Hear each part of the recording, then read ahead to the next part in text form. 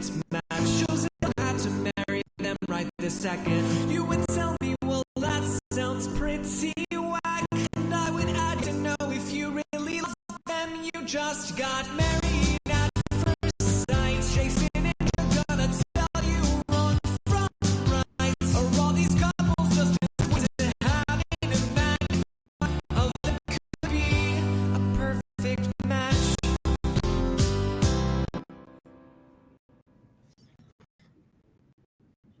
Hello and welcome to a perfect match.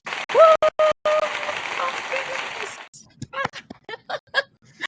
We are so excited to be back talking. You listen to our Why You Should Watch Married at First Sight, and maybe this is your first time joining us, or welcome back to all of our loyal listeners who love listening to our commentary about this show that we has a special place in our heart. I don't want to say that, we love to love it. There we go.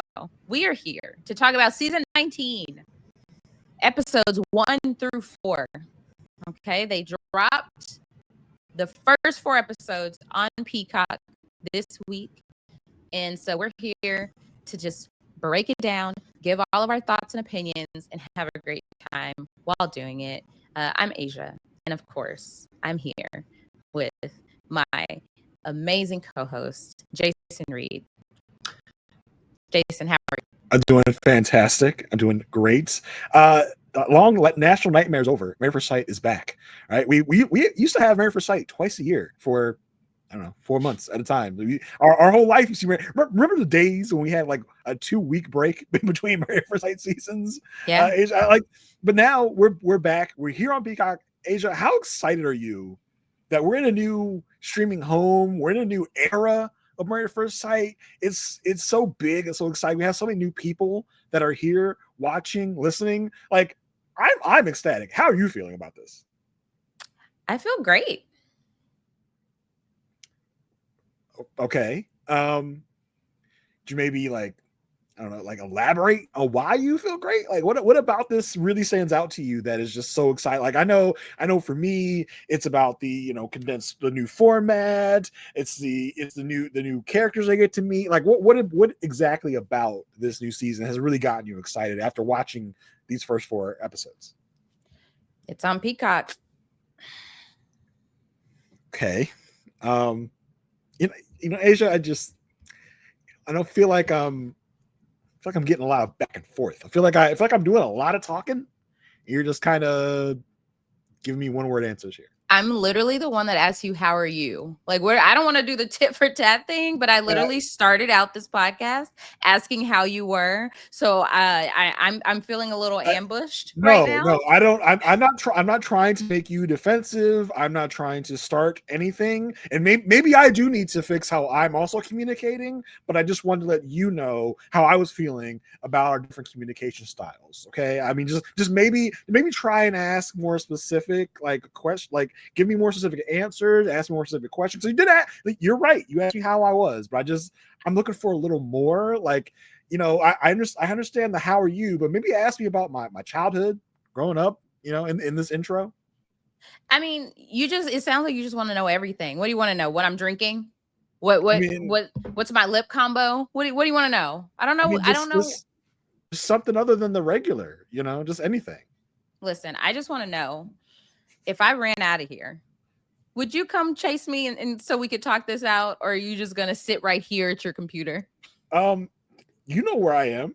I'm still gonna be in this little box right here in our virtual perfect match space. Why would I come chase you when you know where I'm at? I don't know where you're at. You know where I am. Why would I come chase you? If you leave, you're leaving for a reason. So why would I be like, oh my God, I gotta go find Aysha? Why would I try and FaceTime you or whatever? Like, why would I be like, oh, I'm here. You come. That's the guy logic. Yeah, it is. It makes sense to you, I guess. For sure. That's why we have this podcast. I can give you the woman's perspective. You got Jason over there with whatever guys be thinking. But what's wild? with that whole scenario, you could touch about 4 couples. Yeah, in yeah. that. We ran the gamut of like the whole round robin of the couples with different scenarios, different problems. It all stems from communication. But you know what, Right. Asia? At the end of the day, I do love you. Right. Let's meditate. Yeah. Let's go. It's like go touch some grass, go touch some trees. Yeah, exactly. Oh my gosh. Okay. Yes, we're very excited to talk about all the things. I see you to return to love you. I'm just want to put that out I love there. you too, Jason. Okay, all right. So Jeez. again, I have to ask for specific things. Oh, okay. Yes, ladies and gentlemen, there were a lot of things that happened in this 4 batches of episodes, so we're gonna do our best to get through it. So we're gonna stop wasting time, but we do have a couple of things to get to before we start. We're gonna stop wasting time after you waste some more time. And get to it.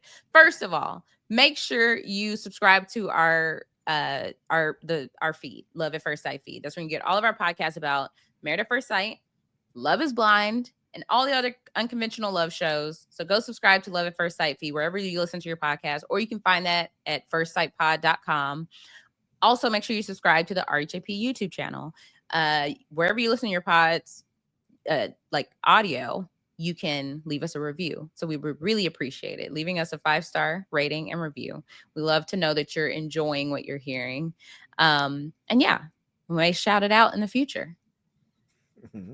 Also, we have an amazing Facebook community. We started this Facebook group, I don't know, maybe season 16, 15. It's been a couple years at this point. It's been a couple years, yeah. And we are up to 1.5 thousand people in that Facebook group talking about Married at First Sight.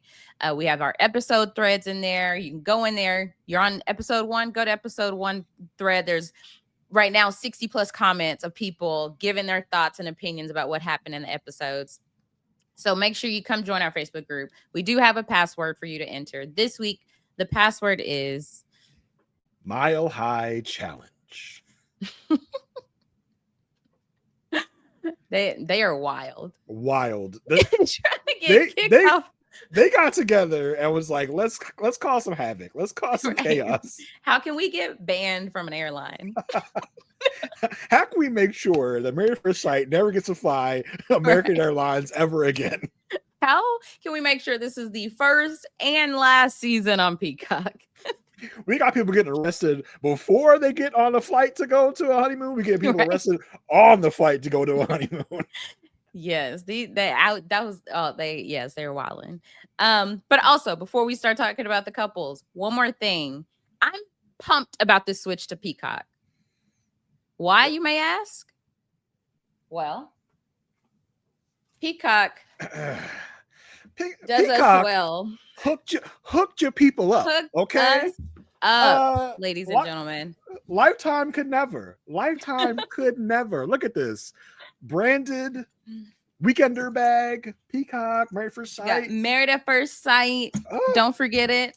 Let me tell you, big box shows up on my porch. I'm like, what? What is this? Getting a bag. I said, okay, this is a cute bag. Open up the bag. Mm-hmm. There's more, y'all. There's more. A lovely card here. A nice that invitation. Is like an invitation to Married at First Sight and Peacock with a list of everything that they gifted us. We are so thankful. This was just such a kind act. And I love this movie, Peacock. Me too. Peacock, you got a fan in me, baby. You got a fan in me, okay? Shoot. What a movie. Listen, I'm on board. Lifetime who? Lifetime what? No, it's Peacock, baby. It's Peacock. So they gave us each a robe. Yeah. It does say Married at First Sight on it and Peacock. So we're just gonna go ahead and put these on, get real comfortable. Yeah, you know. That's how we do it. It's not hot or anything. No, not at all. It's not. This breathes really well. Oh my gosh. Oh. This is luxe, y'all. This is luxe. I feel like Aysha wealth in a high octane establishment. And listen, when we finish this podcast, we about to go bed. What are you gonna put on? I'm gonna put on this sleep mask that I got. Look at this. Married at First Sight. On the Peacock. eyes? Come on now. Come on. And you know what? You wake up from your booty sleep, Aysha. Mm-hmm. What do you need to do for your face health? Mm-hmm. Use a You little really, what you gua really, sha tool. yeah, you Get need a little the some, you get need some the bags out oil. of your eye. Yeah. Yes. Get You some need some face Cora, oil. some Nani Glow face oil. Look at this. Oh, you need a little face tool. Look, I'm not gonna lie to y'all. I got this, right? It's in this little box. I got this. I said, oh, this is nice. It gave me a little heart statue, little heart, like, is this a coaster? Like, what is this? My Oh wife said, my God. no, dummy, use it on your face. I was like, oh, okay. That's cool. That's all right. I like That's when that. you hide it from her. Don't show her as part of the gift. And then you're like, look what I got for you. Asia, I had to find this to bring it down here because she already stole it. Okay. I was like, I gotta show the people, babe. Why did you take this from She like said, come oh, I'm on? sorry. That's already in my drawer. Listen, I gotta keep my stuff because I gotta hold on to this robe for dear life. I'm gonna come Oh, home and she'll be wearing it. And I'll be like, what are you doing? She's like, marriage, what's yours is mine. I was like, oh, okay. right. But yeah, guys, the Peacock, we love y'all. Yes. Thank you so much. We really appreciate it. Uh That was our unboxing. yeah, that was all right. Yeah, no, I'm gonna say that for the Patreon. Tell them how you dissed me over Patreon.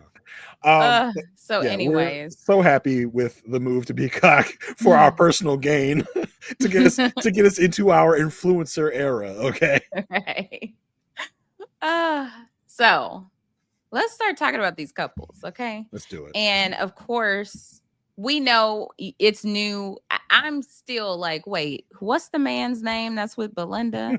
So we do, if you aren't watching YouTube, we do have the pictures here for you. So first up, we are going to talk about Jalen and Josh. Before we get too deep divey, can we talk about the big changes? Right? Can we talk about like Okay.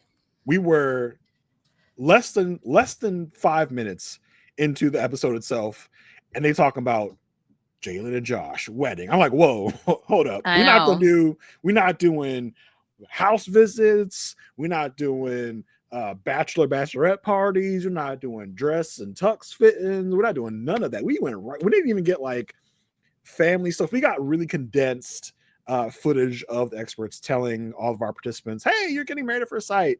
Now, I think your mileage may vary on how you're feeling about this. I've seen mixed opinions. I've definitely seen mixed opinions. Yeah. I personally loved the change.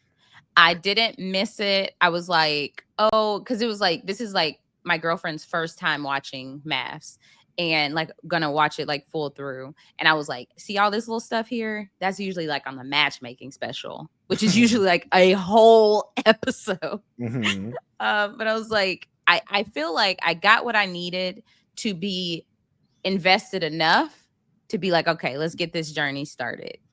Yeah. Because go ahead. Yeah, I mean, because yeah, of course, we always could benefit from more information. But Love is Blind is on right now. There's just a lot going on right now. And Pete, maybe I should talk more to Kinetic, the production company. Yeah, can we spread this out? Like, we don't need the overlap. Like, like we still dealing with the Love is Blind fools. Now I got the MAFS fools. But yeah, the changes. I'm a purist at heart.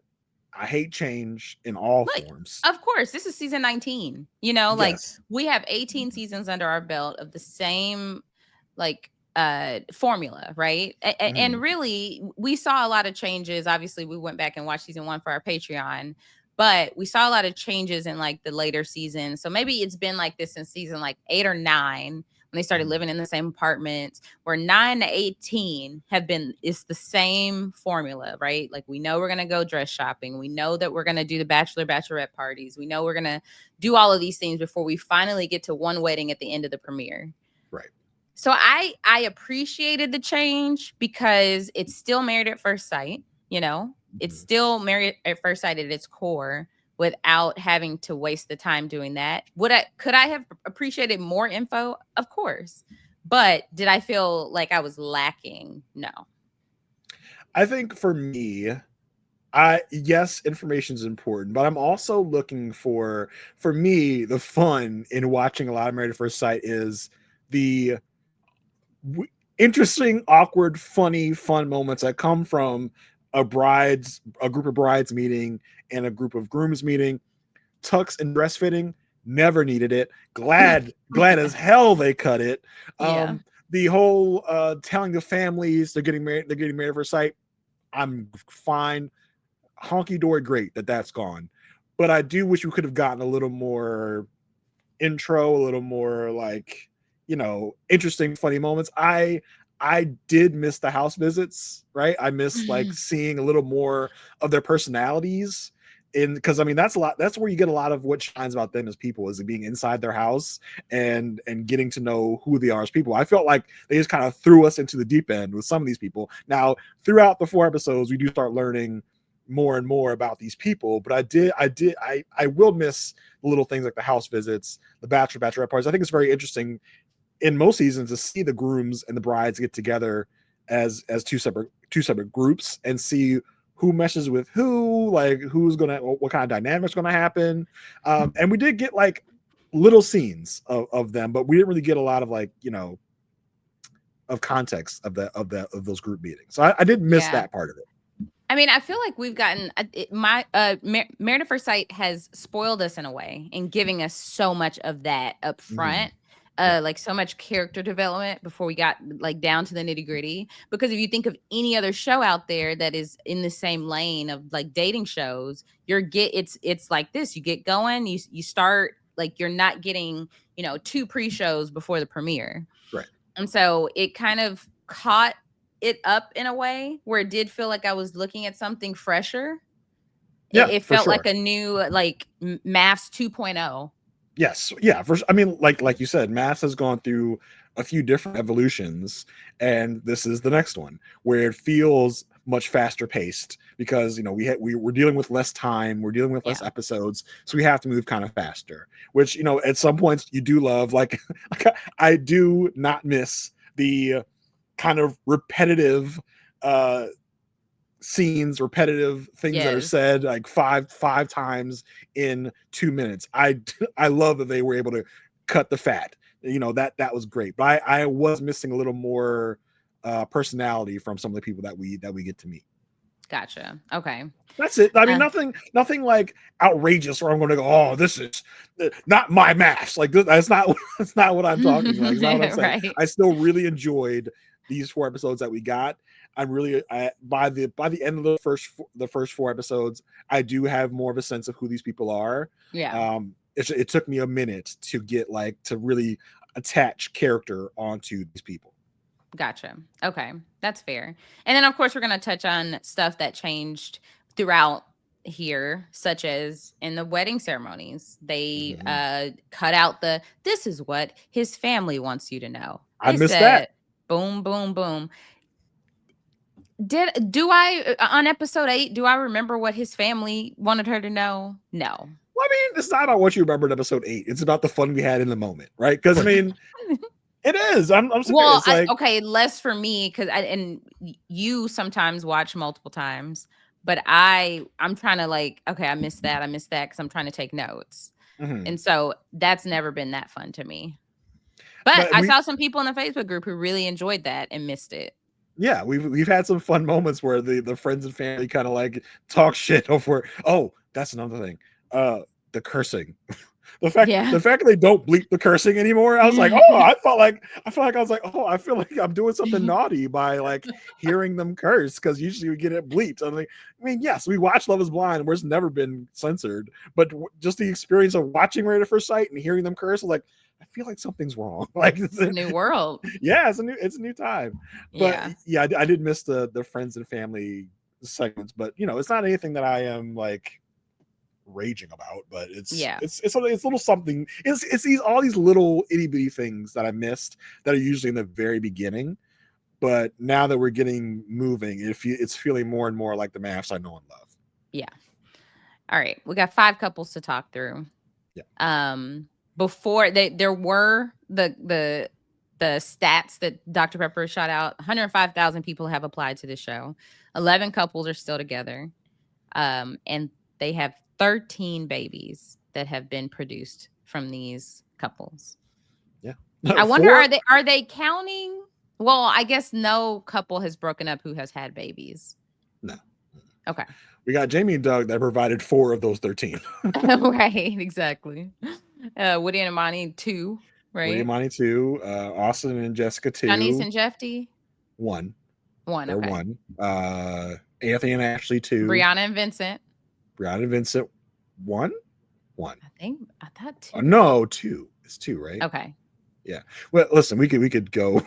Yeah. The pre-show we were like, let's check the 11 couples stat, and we from memory were able to get all 11 eventually. But we wanted to make sure we weren't cheating, because there's been some scuttlebutt. For those who didn't watch last season, there was a cheating scandal where a husband and a wife got together. We're like, they're not counting them, are they? No. A husband and wife from 2 different couples. From 2 different couples, yes. Yeah. All right. Let's talk about Jaylen and Josh, okay? What we learned about them was like, she's a hopeless romantic. She's 27. I didn't catch his age. He's around the same, right? He's 31. Like 30. Okay. 31. She hopes he wants dogs. He has 2 dogs. Perfect. He's right. He's the type of guy who cries at weddings. So he wears his heart on his sleeve. A little bit of a different thing, I felt like, in the introductions of these couples, where in old era MAFS, right, they would say, well, I hope I don't get this, and then cut to the bride or groom, like, I have this exact characteristic they didn't want. They made sure to go out of their way to show us how compatible these 2 people are based on what they say they want. So like, they say they want something, and then boom, the next scene is this person has exactly what that person just said they want. So because you know what they're tired of? They're tired of people being like, I wanted this and I wanted this, and the experts having to say, we gave you that. We literally gave you that. So they said, let me edit it in a way that I can clip this and show you. Let's put it on Front Street. Street. You were okay with a dad bod. You said that. So they do this whole back and forth. So we're kind of learning a little bit more about what they want and what they're like looking for in their potential spouse. And in that, we learn more about each of them. So with her, we learn she's a twin. Her dad played professional baseball. Are you into baseball? No, not even. Okay. I was like, when she said that, I was like, I wonder, does Jason know professional baseball players? But she comes from this dynamic where her parents weren't very loving. And she said both of her parents are single now. And for his side, he was raised by his grandparents, and he ended up taking a DNA test, got connected to his dad's sister, and he just met his dad recently. So it's like, wow. Wild. And through that, which we later find out from him, is that he finds out that he has twin sisters. So they're bound to have twins. Yeah, it's got to happen. Yeah. I mean, but don't they say it skips a generation?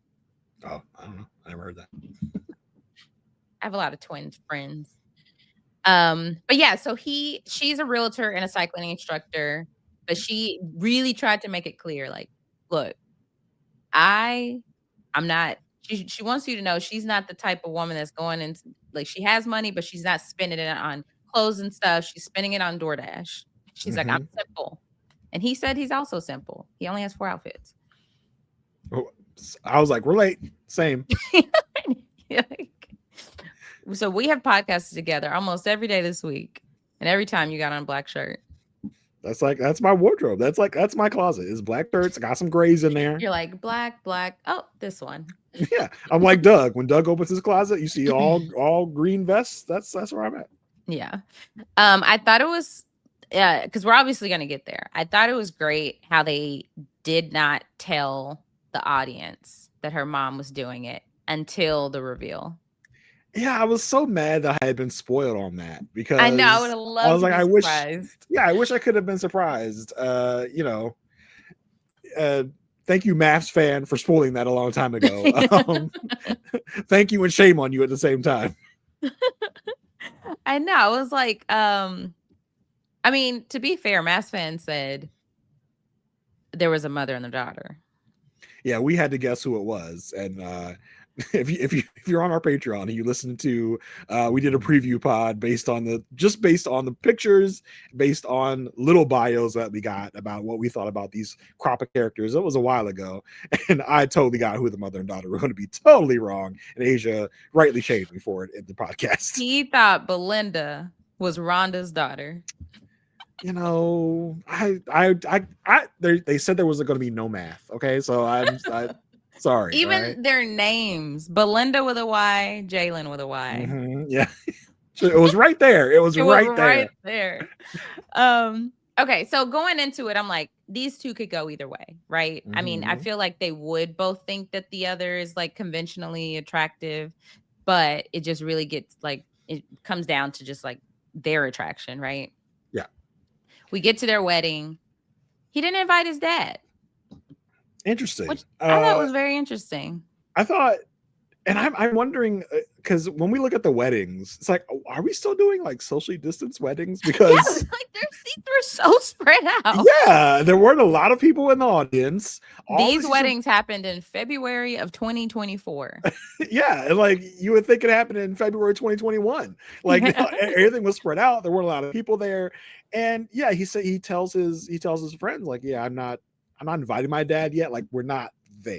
Like we're just, I was like, but who else did you invite though? Like, did you invite like an acquaintance from work? I feel like even if you met your dad like a month ago, they trump like a guy that's from work, right? Like what do you think your dad? Or you think your dad's gonna cause a scene? It's like I don't know him well enough to know yet if he's gonna cause a scene or not at this wedding. So better safe than sorry, I guess was his thought.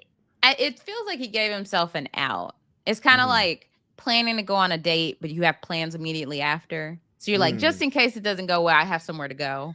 Yeah. But if it does go well, then okay, you left me wanting more. But I still have to go. He made it seem like meeting family is this intimate thing that he wants to wait until he knows that he likes her. Yeah, well, and I thought it was more of like I don't really know him, so I don't know like what he's going to be like in this setting. So I think I'd rather like I don't even think the father thing is as sacred for him to be like, oh, I want to wait until I know I like her to introduce her to my dad. I thought he was like, I don't know this man. Like, yes, he is my biological father, but I don't know him. I would rather not deal with that stress right now today at my wedding of this man I barely know, who yes is my father, introducing this unknown to another unknown of my new wife. So I just think he's like, you know what?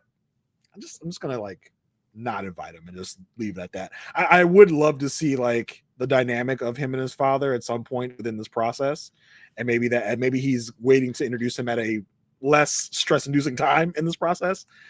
Maybe that's the thing. And his story kind of like was kind of heartbreaking, right? Like his mother was in jail from the time when he was very young, and they still haven't really, because I think she's out of jail now, and they haven't really gotten reconnected. Yeah, he said she was in jail from like he was 3 to 16. Yeah, so yeah, it's tough. He didn't know his dad, and he was raised by his grandparents. I mean, his grandmother, who like seems like the most delightful woman. Like it was like she seemed very sweet. Yeah. So we get like the lead up to the wedding. Like sometimes in the past we've seen couples give each other gifts. In this instance, we see that she gifted him like a pickleball set, some pom-poms, just kind of like, oh, like, I'm looking for somebody to be my biggest cheerleader. And it wasn't until the letter that he was reading it and tearing up, and he's like, oh my gosh, like this is my first time touching something that she's touched. I was like, he's a hopeless romantic, because that's poetic. Yeah, for his friend, it was the let's effing go portion of the letter that she wrote that really like sparked him. He was like, oh yeah, she's cool. Like she curses. Like, okay, that was the first moment I was like, oh, we're in big boy MAFS territory now. We're in the let's effing go. We're not gonna say it here because we're a family friendly podcast, but the let's effing go. I was like, okay, like all right, yeah. It's like they're both kind of like, it's like that's kind of a good signal. Like she's kind of like she's his speed, broy, yeah. Like same speed, same thing. So like, oh, that's nice, yeah. Yeah, his grandma did give him some good advice and like tell her don't go a day without telling her you love her. That just felt very sweet, very wholesome. And so when the wedding happens, I thought it was really sweet that her twin, Jesse, who we don't hear much more from the rest of the time, Jesse's on screen. But Jesse does introduce himself. And I thought it would have been funny if he was like, I'm her twin. So then he could be like, wait, let me try to see you. Yeah, when he girl. says that, I was like, is Josh thinking to himself, like, I'm seeing him in drag? Like, like what his sister looks like, you know, not to crap on Jesse, but luckily they're not like identical twins, right? Like, so yes, they did hit it off. Like when she walks down the aisle, literally took his breath away. Like he was like, oh. I mean, it's a week of people making weird noises at the altar where we had Edmund from Love Is Blind going, and this guy going, oh. Like, okay, are you all right? Like, I don't know what is happening over there. Literally, she took his breath away. Like he was just, they both were like shaking their heads, like, oh my gosh, I can't believe, like they just seemed really in sync. And I felt like the chemistry was off the charts right away. He was very smitten with her. She seemed like she was attracted to him. They exchanged the I do's. All the ceremonies were very straight to the point. Like even the vows were very just like generic, nothing personality specific. Right. And so even when there were time to say I do, he said, I absolutely do. And it's like, okay. And their sit down after was great. It just felt like she really liked that he was emotional. She, like he was already showing that. And she's like, I love his eye contact. I was like, yeah, off to such a great start. The reception was great. They kissed at the altar. They kissed at the reception. She really loved dancing with him. It was just kind of like, oh my gosh, everything is just going right. I think they knew what the clinking meant. It's like, oh, they kissed. What? They kissed again. I was like, oh, okay, yeah, really into this. So when he met her family, it was mostly her dad asking all the questions and stuff, and he's just like, yeah, we just have to learn how to communicate. And it was so, Jesse said nothing. He just like, just be yourself. Was it because she has another brother, but I don't think he was there at her wedding, but he was there at her mom's wedding. Yeah, I was like, what? Maybe he could only get one day off work. He said, y'all gonna be doing this on 2 different days. I gotta pick one. We can't do a double wedding. If there were ever a time to do a double wedding, this would have been it. If this can't be it, there's no such thing. And so they like, hey, Dad, get out of here, right? Jalen wants to let Belinda and Josh have this private moment, and she breaks the news like, hey, I'm getting married tomorrow at first sight. And his reaction was perfect. Oh my God, really? I was like, let me be as excited about anything as Josh is as excited about anything, right? Because like all the time, he's like a puppy. Like anytime anything good happens, like, oh my God, that's so great, that's so cool. Like, okay. Like, yeah. Sarah, my girlfriend, she was like, golden retriever energy. Very much so. Peak golden retriever energy. And so they like the wedding night is like it goes well because he's just like so attracted to her. He thinks she's so gorgeous. When they're in the bed, they kiss. So next morning we got to find out what happened. They did not consummate their marriage. He said, I already know it's gonna happen. It's gonna happen soon. Yeah, it seemed like they probably like went right up to the line and were like, no. It's first night. It's too early. It's too early. It's first night. We can't do it on the first night. Maybe second night, but not. Because even later she's like, yeah, we consummated, but it wasn't the first night. I was like, it's just, yeah, it wasn't the first night, guys. Yeah. It was like, we waited. A technicality. But like they were so like they were in bed like cuddling, and he was like he had his arm around her, like almost like he was like choking her out. I was like, okay, you guys are like very close. He's very like intense with his. I mean, I think he even called it out once. He's like, hey, I'm just like, because he was like kissing her, touching her. He's like, I'm very affectionate, just so you know. She's like, that's okay. Like I'm good with it. I'm cool. So like they seem to be simpatico on that track as well. I feel like that is only a problem Like the over affection, if like the feeling wasn't mutual in terms of attraction. Yeah, for sure. Like there's a huge problem the other way is if there is attraction and you're like, can you hold my hand or something? Mhm. But it's like being too affectionate at this point where there is this mutual attraction is like not as big of an issue if it was the other way around. And so when they wake up, it's her mom's wedding day, right? And so they're very excited to now I didn't even think about this from their perspective until Jalen like reflected on it later, was like, this is their first big event together. Like Yeah, besides and their that wedding. I feel like it's such an advantage, right, to have this as a married at first sight couple. You have a whole other outing to get to know each other, to be around each other more, to see how you guys act in certain situations when it's not your wedding, but someone else's wedding. It almost feels like you're doing like we're doing like real couple stuff right now. We're Yeah, like we're going to here a as a wedding. couple. Yeah, like Yeah, you came with me and we're around, like her mom's people at her wedding know her. yeah, So this isn't a brand new bunch of people. yeah. It's like we're a real couple. We're doing real couple stuff. So Right. they kind of got that extra little oomph Mm. that other couples won't have, where they can bond at this particular thing. Because I assume in the time from wedding to honeymoon, they're just kind of, I don't know, hanging around a hotel doing stuff. Yeah. You have to imagine there were family brunches that we don't get to see because this was filmed for Lifetime in a Lifetime format, where there were every season we have these family brunches after the wedding. Was it though? Are you sure? Well, no, I'm not sure, but I'm assuming because Well, no, I'm not saying are you sure there were brunches, but are you sure that it was filmed like for a Lifetime? Well, the Lifetime deal didn't happen until this season was already shot and in the can. That it wasn't announced. That kind of stuff is like in the works for a while. I'm pretty sure this was shot for it with Lifetime in mind, solely based on the things that were obviously cut, like because we obviously had a bride and groom meeting and they were shot, but they were all cut up.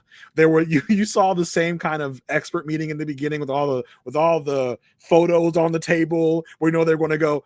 This was for a matchmaking special, right? They were like, well, we have this guy, who are you going to put for this girl? So I definitely would bet like a lot of money that this was shot with Lifetime in mind.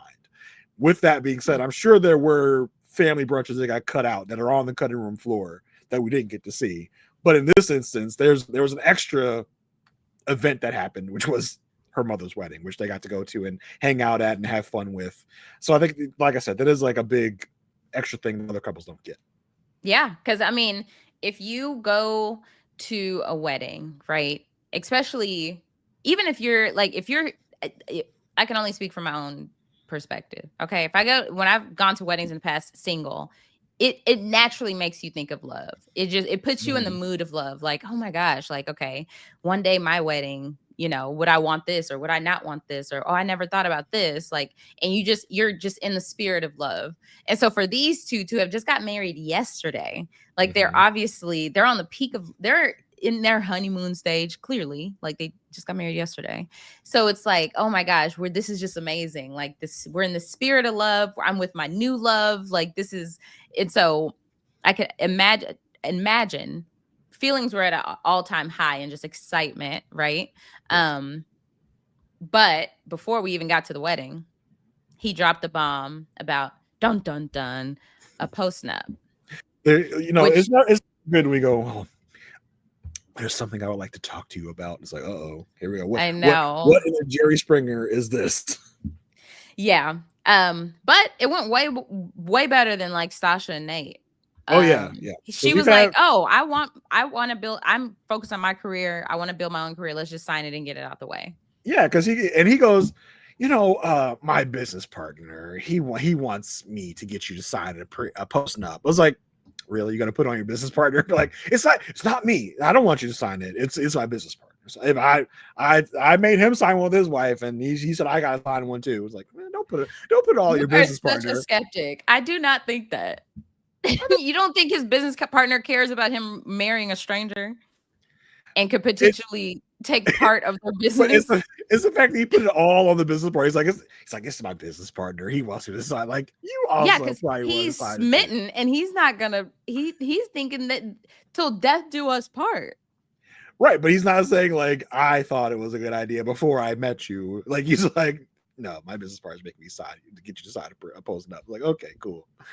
Well, she But don't yeah, care. She she's said, like, "I'm gonna she's just like, let's sign in and get out the way. I she's really like, don't I care." don't want your dusty ass little money. I'm making my own money, Mhm. bro. F She said, off. "And as long as you don't need me to be a stay-at-home mom, because that's not happening." Right. But yeah, like I said, feelings were at all-time high, so they did consummate after her mom's wedding. Yeah, they did the do, they did the deed. Yeah. So we got the morning after. It's time to kind of like go to the honeymoon.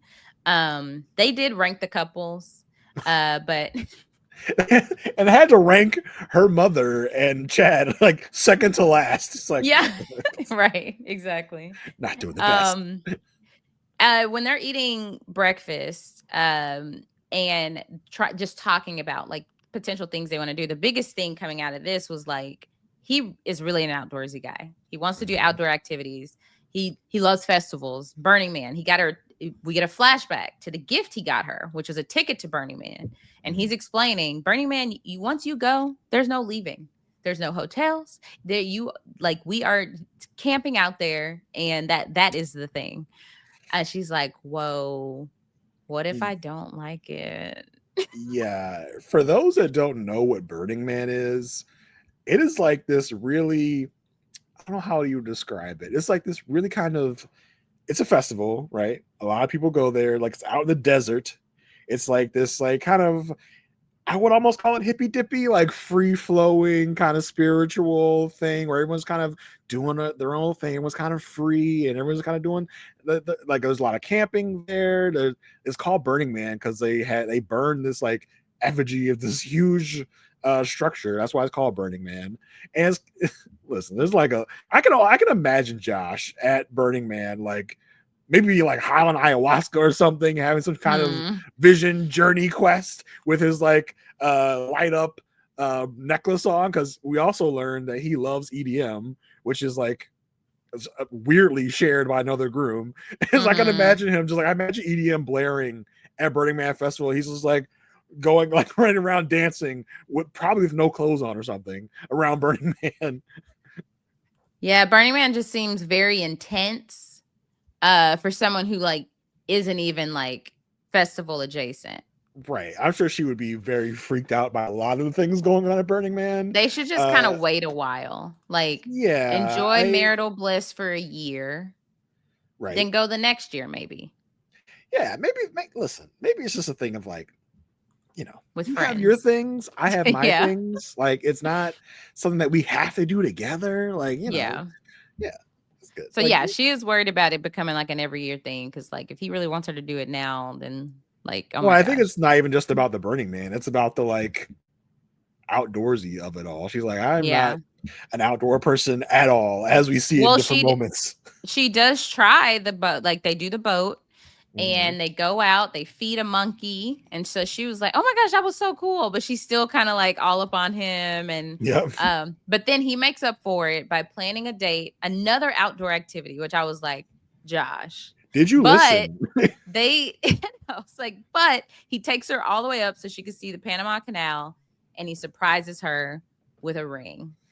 And a huge ring. Gigantic ring. Is that made up for everything. She was so happy about that. So happy. Like she was over the moon. Yeah. So yeah, that was mostly it for Jalen and Josh. And like we said, there's plenty to continue to dissect, which is why we are doing bonus content on our Patreon. We didn't announce that up top, but we did announce it on the Why You Should Watch. But we do have our Patreon, A Perfect Match podcast, where we will be talking more in depth about more of these couples. Yeah. So I think Jalen and Josh, they were probably one of the couples that had like almost no bad things, almost no issues. Yeah. And I feel like I felt good about them. I felt good about them. I feel like Josh is one of those people that when he's very happy, he's happy. But when he feels a certain way, he gets very like not mean, but very like in his way about things. So I'm waiting to see how they handle a first conflict. Yeah, that'll be very telling. He seems very particular about certain things. So I'm interested to see how he handles conflict, how she handles conflict, how they handle it together. Because it feels, and then we've said in the past in this show, the faster you go in the beginning, sometimes, most times, the bigger they are, the harder they fall, if you will. The couples that usually move fast in terms of intimacy usually historically don't do well, which is very interesting in this season because of where all the couples are at by the end of these 4 episodes in their life, in their coupledom. So I'm waiting to see where it's going to crash and burn, because I feel like it's all good, it's all sunshine and roses now, but I'm like, I don't know. I'm looking at Josh for it. I'm looking at Josh. I'm like, Josh, you seem like a super nice guy, but it seems like when something doesn't go your way, you get really, really crappy about it. So I'm like, I'm looking at him. I've got my eye on him. Yeah, it's almost like because I know I feel like I could think the same thing, but it's also not like he's shown that with anything. Like he's not shown, oh, he's capable of this. But because he's gotten everything he wanted so far. Yeah, like exactly. There's been no real issues to come up against. Right. Like I'm saying, there's nothing to indicate how he would handle conflict. So when we see it, that would be very telling. But I think so far, the only thing that we've seen is like her resistance to outdoor activities, which she did all of them. Yes. I think it's really easy, since we are like cutting off the heels of a Love is Blind season right now, to like compare and contrast people on these. Like, he kind of almost feels like I don't want to put the Nick label on him from Love is Blind, but do I? I don't know. That's like recency bias. It is. I mean, I'm just thinking of like, apples to apples or whatever. Yeah. Well, who are we talking about next? Let's go to Belinda and Chad. Belinda, Jalen's mother, who we got surprised with at the end of the first episode. That, guess what? My mom's getting married at first sight too. And so we get their story, right? We get Belinda and Pat. Belinda talks about her like relationship with Jalen's father. Apparently there's a lot of infidelity there. And as she's Jalen 47 and he's 54. Yeah, I mean, that's not. I think when you're in your quote unquote later days, do you think the age gap really matters that much? Like they're 7 years apart. Yeah, they're both 50. Yeah. Wow. I'm sure Belinda's like, hey, I got 3 years. Right. And he would take it. Be like, oh yeah, I'm just 50. Yeah. You round up. We average out. We average out at 50. Yeah. Yeah. But yeah, we get to meet them both. They're closer to 50 than the other end. Yes, exactly. They're both very fun-loving people, apparently, is what the experts tell us. We hear a little bit from him. Everyone thinks he's a big, mean guy, but, he isn't. But he can be an asshole if you want him to. He said that's a learned trait. That's a learned trait. Yeah. Belinda's been single for 8 years. She had her kids at 19 years old, was married for a while. And she's been single, and her kids have been away at college. So she kind of struggled with being alone, and she's trying to find someone to spend the rest of her life with. And now we find out that this is going to be Chad's 4th marriage, y'all. Yeah. 4th. He's been married 3 times previously. I wanted to hear the details. Yeah. Like, I feel like with Rhonda, she told us the specifics of her first 2 marriages, but let's okay, what happened with number 1, number 2, number 3? We don't have enough time. We only got an hour episodes. We don't have enough time to get into all of his relationships. But do you think that if this is someone's 4th marriage, do you think that should have automatically disqualified this man from being on this show? Because he's shown not once, not twice, 3 times that marriage ain't for him. Maybe he's just a bad picker. Possibly. And I feel like it seems like the experts it seems like they try to just see the best, right? Yeah. And so they see this guy who just like is down on his luck. It hasn't worked out, but he wants love. Like he wants a partner in crime. And so I could see them seeing it from that perspective as opposed to, wait, but why didn't it work? Yeah, I kind of lean toward, if this is going to be your fourth marriage, this might not be the thing for you, because Especially at 54. That's not old. it's not. I mean, it's not old. And so it's like but I'm saying 3 marriages by then. Because it's like, okay, maybe one in your 20s, one in your 30s, and one in your 40s. Yeah, possibly. But through all of this, he only has accumulated one child. He has one kid that we know of, named Alexis. We get to meet Alexis. She seems like a really cool kid. They have a really nice back and forth. So it's interesting because we get to see a little bit of how Belinda got chosen for MAFS, and it's a little unconventional in terms of MAFS, I think, because we get the kind of scene, because we see Pastor Cal meeting with Jalen, right? They're doing the home visit. He's interviewing her, and Jalen puts her mother on the phone. Pastor Cal's like, "Oh, hey, I'm with Jalen, and I hear you're single. Do you want to get married at first sight?" It's like, is that how it really happened? I did not believe that for a second. Yeah, I'm wondering. There's no way she didn't go through the whole process of like them that's both. What I want to know. Like, what is the real story here? There's no way. That's what we were presented. So I'm just wondering, like that can't really because how do you just call her up and we've been having a 54-year-old that we think could match with her too, even though we've never looked for people that are older than 40. I don't know if it was like they already had decided they were getting older people, and then they hear about Jalen's mother, and they're like, "Hey, I can believe that they already had the mandate, the edict of like, hey, we're going to look for older people this season," and then we're talking to Jalen, and Jalen's like, "Oh, hey, yeah, my mother, this and that," and they're like, "Huh." And also, I think it happened at that point. I do believe it could have happened that way, but not when Pastor Kyle is telling Jalen like she's getting married. Oh yeah, your mom is single.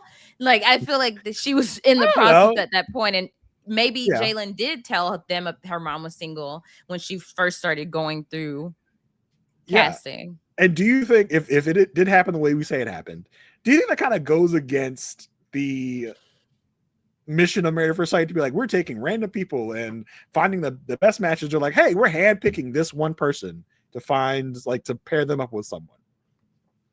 No, I feel like they've done that plenty of times in the past. There have been plenty of people that it was like they clearly liked this person and tried to find somebody for them. Like, let's think of Lauren from the Denver season. They kept talking about how it was hard to find someone for her because they liked her. Yeah, but this isn't someone that applied. This was someone they'd like. They were like, "Oh, we don't know if she applied." I mean, I don't know. I would love to know the behind the scenes info on that, because that's an interesting way to get picked from Married at First Sight. Like, oh, my daughter's doing it, let me tag along. Which honestly isn't that weird, because we did literally just hear from Miles that he kind of got recruited by his friend Woody in season 11 to go on Married at First Sight. So it's not that out of the blue, but it was a very interesting way for us to see this moment of Passion. Like, oh, hey, come on down, come on, get married. So yeah, we get. I thought it was very interesting that all the later days folks were allowed to get ready at their houses, and they said, "I don't need no suite. Yeah, I actually have a bedroom that I can get ready just fine in." Yeah, it was so interesting. I was like, "That's never happened on MAFS before." Like, I can get ready at home. I actually have a fully functioning home that's not too far from here. We're in Austin, right? Yeah. So fully functioning home. I'll get ready at home. We'll come to you. Okay. These older folks just like, I ain't doing that. Like, it's like old curmudgeonly, like, no, I'm not going. I'm not leaving. They said, pack up all your stuff. You're going to get a bridal suite. They said, I've been there. This is not my first rodeo. Good. I was doing it at home. Like, we'll send you over a makeup. Like, nah, I got it. Don't worry about it. No, I'll come ready. That was so wild to me. I was like, it was only the older people that got that. Yeah, because they're like, imagine you're telling Belinda, hey, okay, to start getting ready for your wedding, your wedding's at 2. We need you there at 10. Actually, no. I will be there 1:30. I'll get there when I'll I get get dressed there. and home. I'll get there when I don't rush me, okay? I'm an older person. I'll get there when I can get there. All right, relax. So it's time for the wedding. We see them get there. We see Belinda's there. Not Pat. Chad is there. Belinda meets with Jalen and Josh outside of in the outside area or whatever, which is like so surreal to see like this couple that just got married at first sight meeting up with her mom's about to get married at first sight, and how Jalen and Josh are already just getting along so famously, and Josh is almost acting as if like, oh, my mother-in-law's getting married. You just met your wife yesterday. Well, she said she'd called them, and Josh said, "Hey, mom." Yeah. Like, which kind of fits Josh and his golden retriever energy.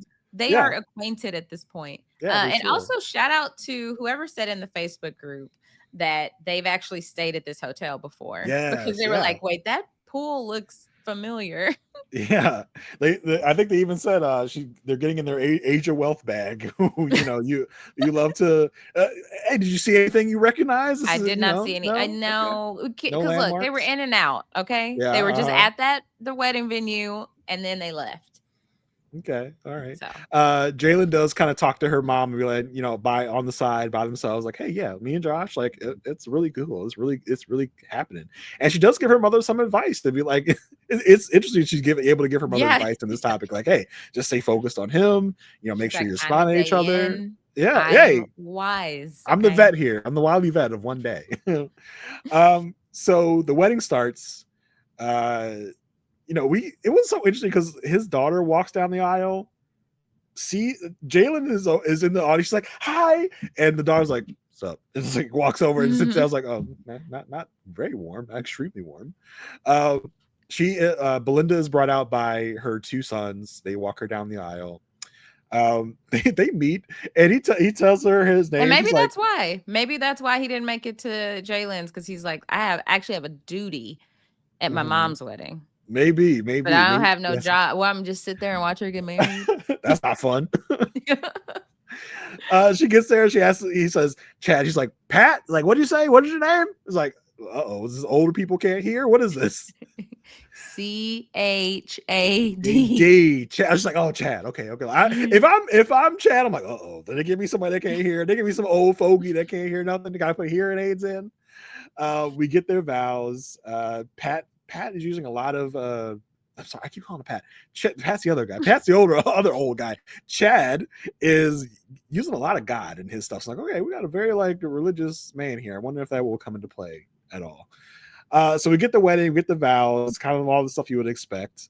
They leave the ceremony, they sit down. Chad's like, "Oh, you believe we did this crazy shit?" And she's like, "Yeah, it's like this feels like it's meant to be." Their dynamic when they sat down though was it wasn't giving like chemistry, because he was kind of in his zone, just sitting like as if he's like at a party and sees a girl sitting by herself and goes and sit down next to her, like, "Hey, what brought you here?" Yeah, exactly. It wasn't bantery, right? We're used to seeing like some little more natural banter. I mean, we just talked about Jalen and Josh, how they've seemed like really warm with each other, and this is kind of two people getting to know each other. This is very very strangers sitting next to each other.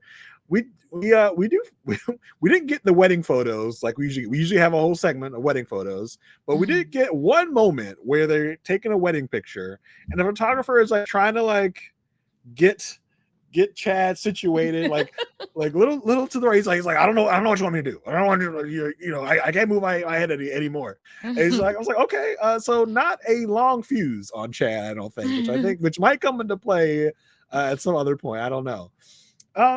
In a confessional, Belinda, you could tell Belinda is like, I don't know. She's like, I think she's not getting any signs at this point that he is interested. Right. She's like, I think like he's trying to be funny a lot. And I do think he is he's like cracking jokes all the time. He's like, but I'm just not sure how things he thinks is funny. Yeah. He's like, I'm not sure how he feels about me as a person.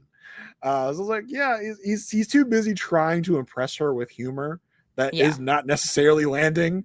What he should be doing is ingratiating himself to know her. By getting to know her. Yeah, exactly. So he's kind of coming at it in the wrong angle here. She meets his daughter. Jalen meets Chad. They all seem like each other. It's all nice. The reception starts. She again mentions at the reception his humor is continuous. It's very Continuous had me so weak. it's continuous. Continuous. It doesn't stop. She's like, it's ever. on, there's no like there's no breather. Yeah. It's just this long joke that has just Mhm. won't Keeps stop. going. She does wonder, like, she's not sure if this is him or if this is just nerves talking and why he's being like, constantly chatty and humorous, as she put it. Humor is continuous. Everyone She just gets wants along. to see a different side of him, and if that, I think it'll be interesting if that different side of him exists. But this seems like his baseline. Yeah, for sure. They meet. They do the family moment at the wedding. He talks to her kids. He's like, hey, he makes sure he told the kids, like, hey, I love her smile. I love her eyes. Like, all right, tell her that. Like, I feel like he didn't tell her that, which is what he should have done. He confirms that. Then he's like, what does she think of me? Like, oh yeah, she finds you attractive. She thinks you're attractive. He goes, yeah. He's like, I've done this a few different times, so this one was very interesting. They're like, oh, like how many? He tries to get out of it at first, like, oh, how many times? He jokes like, oh, I got like 9. I got like 9 marriages. I've had like 9. They're like, what? Oh. He's like, oh no, not really. They're like, okay, but how many though? He's 3. Like, 3. Like, just 3. They're like, oh, like you could tell a look of concern on every kid's face in that moment. Was like, oh yeah, this ain't good. Said, oh shoot, okay. Yeah, okay. He goes, they were great people, but things just didn't work out. I just didn't want to live my life unhappy. I was like, okay. Which is like, when you say that, of course, everyone can agree. Like, yeah, you don't want to be unhappy, but then it's like, you wonder what it was. So how long does it take you to get unhappy, and what level of unhappy do you get to when you're just like, oh, if she forgets to make you, if she doesn't make you dinner one night, is that you're unhappy and you're like, oh, F this, I'm done with this? Or if he doesn't, if you check out trash, you don't check out trash or whatever. It's like what's his breaking point? What's his breaking point? And so that's one concerning thing. And then she talks to his people, and they're like, you just really gotta break through the hurt. You're gonna have to be strong and loving and chip away at the fun to get to the good stuff. I was like, I bought this toy fully formed. Why do I got you putting stuff together now? That is not on the box. Was a fully formed man / husband. Why do I gotta do more work? He's already come fully put together. Why do I have to put together this person again? So that was like bonus pack. Yeah, when their friends are like, oh yeah, you're gonna have to put in some work. That's never good. That's never good. So after the reception, they go back to the room. He asks, he's like, can I get some more kisses? He's like, he wants the affection. So it's like, okay, he is into her. He's into it. He's into her. And they get to talking about the ring. And he's like, oh yeah, we got to put some more bling on that. I'm like, okay. Making promises. That's nice. Yeah, he says he's gonna go with her flow on the sex thing. Seems like he's down if she's down. We'll see where it goes. So the next morning, we are on the way to leave for the honeymoon, and they tell us in a diary cam, hey, we decided on the way to the airport to stop off at a jewelry store and get her some bling for her finger. And again, a nice just fat rock. Isn't it hilarious that both her and her daughter are the only two that got their rings upgraded within the first I'm just wondering. hours? I was wondering if Josh saw that. It was like, oh, I gotta one up. I gotta compete, because we can't be having this going on in the family where her mom's like, yeah, like he does something, I gotta feel like I gotta live up to that. That's not gonna be a great dynamic. But it was just like, so this guy kind of feels like maybe he can buy love. Maybe that's his love language, is gifts, is like buying things. I was like, is that the morning after? But I don't think it's buying love. Like he's not like being a jerk and then, well, here, like that should Yeah. keep you around. I feel gift giving is genuinely like a love language, right? Like you're saying. Mhm. I think that's very different than buying love. And I feel like, if he is already starting to show, which we're going to get to, is that I think that is one of his love languages. He does that well in a way of like he gifts her what she wants. But she also got him a new ring. So I thought that was sweet I that wasn't the favor sure. was turned. I He did wasn't say, sure. and she got me this. Yeah, I wasn't sure if it was like she picked this out for me and I bought it, or was it like she bought him a ring? And at that point, it's like if you take me to a jewelry store and buy me a ring, I guess I have to be like, well, I guess I'll buy you a ring as well. Because he is the one that mentioned we I can see some more bling on that finger. So he took it to the jewelry store, like I guess I'll buy you one too. I guess cool. So we get to the Or honeymoon. she could have lovingly bought him a ring as well.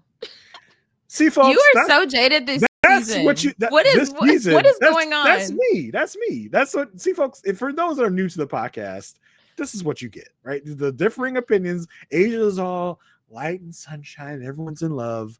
I'm like, give me the mess. Jason assumes the worst. Give me the drama. My cold black heart. No, this man, let me give y'all some context. This man watched the first episode before I could watch it, right? He goes, it was okay. I finished the first episode, was like, that was great. We are so off to a great start. I love the dynamic so far. I loved the premiere. Not enough mess. I said we couldn't be any more different. Yeah, we couldn't be any differenter. Listen, I'm all about the mess. I'm all about the dirt. You wanted a runaway bride. Yeah, and in the first, listen, I'll be honest, in the first like couple episodes, I was like, this is great, but everyone's too happy. Like, where's the issues? Where's on the heels of Love is Blind? I need this. Nah, sorry. I wanna roll around in the dirt. I want to feel the dirt in between my toes and in between my fingers. I wasn't getting the first couple episodes, but by episode 3, I was like, yeah. I was like, yeah, we back. We back. Oh. Here we go. Goodness. Back to Chad and Belinda. We're on the way to the honeymoon. We find out throughout the course of this, the honeymoon is going to be in Panama. Pat, one of the other husbands, sent around a group text in the group chat, a message about joining the Mile High Club on the way to your honeymoon.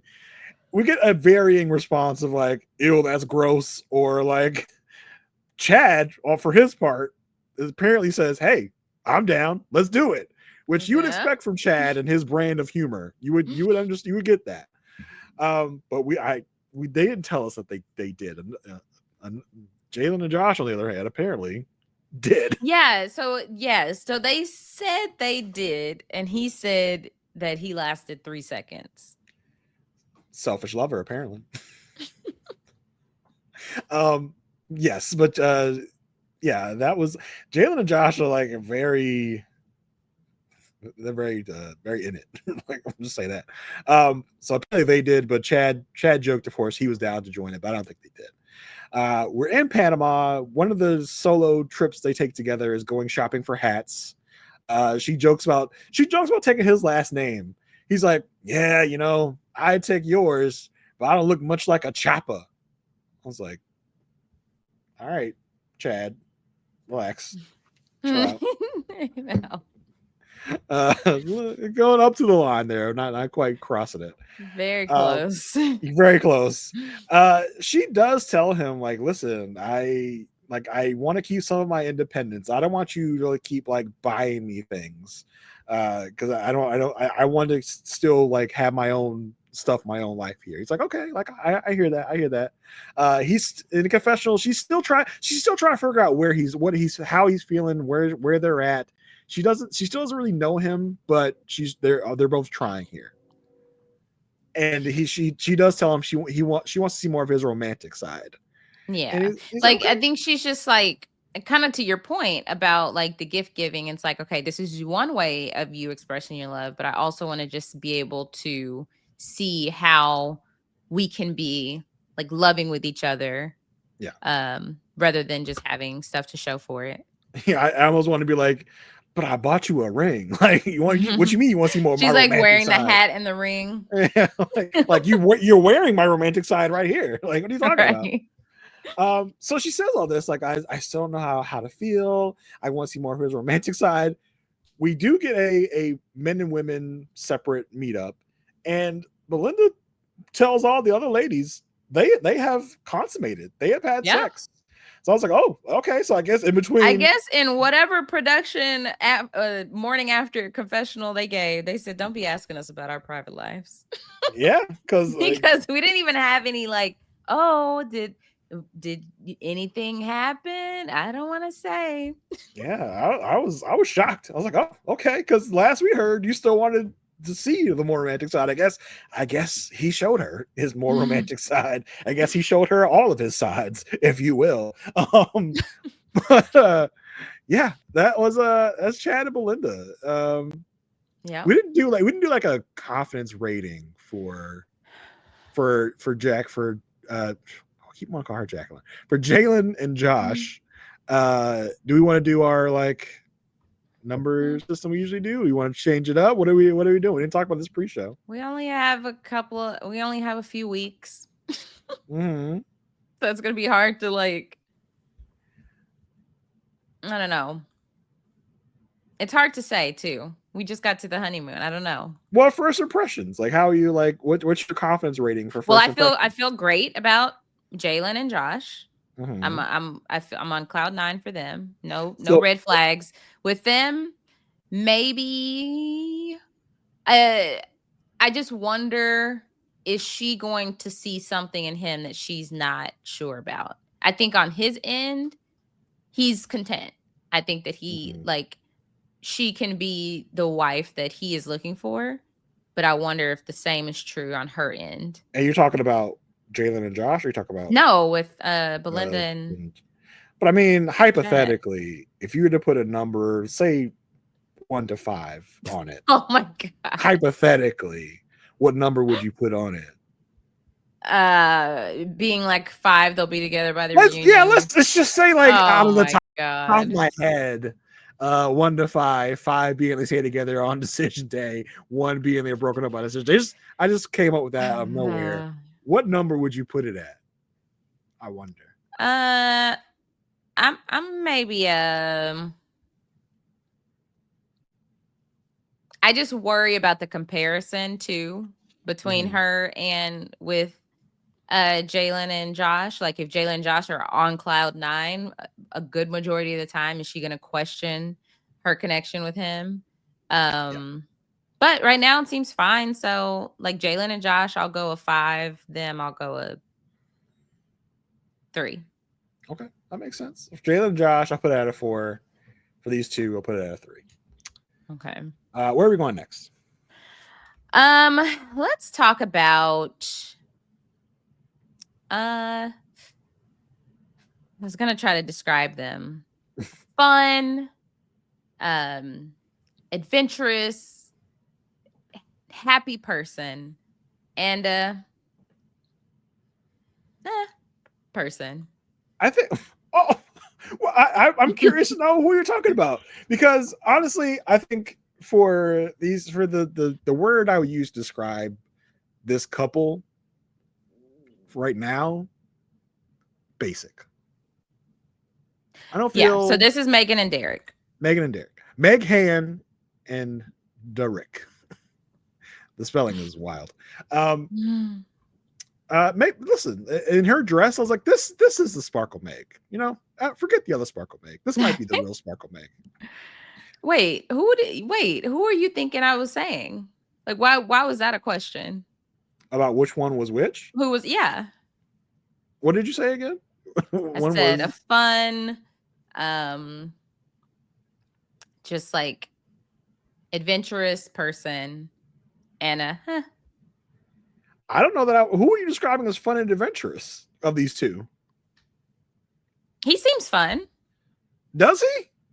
Does he? I didn't get much of anything from either of them, to be honest. Well, you know, I got some stuff from her and her family situation, but from him, I was not. I definitely like getting fun and adventurous. I think that you can only do so much with the partner that you are with. Oh my gosh, you hate Megan. What I don't happened? hate. No, I don't hate her. I You think that only do she's so giving much us with what you're nothing. given. Oh my gosh, so rude, Asia. Oh, you call me the hater. Oh my gosh. Okay, so the Megan Stan over here. I'm not I, saying anything negative about her. I'm just saying who forced her to do Married at First Sight. wow, I didn't get that at all. She Um, doesn't seem into it. I didn't get that. I think she's into it. I just don't think she's a very like gregarious, talkative person. That's what I got out of Megan. There's gregarious talkative, then Uh-huh. there's a baseline, and then there's I'm just here so I don't get fined. No, I definitely didn't think that of Megan. I thought she was very into Derek when they met Yeah, and they she got loves to, his abs.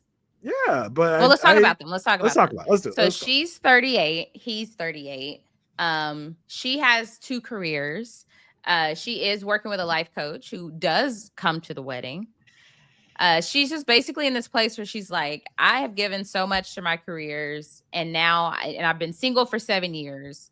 So how do I like navigate,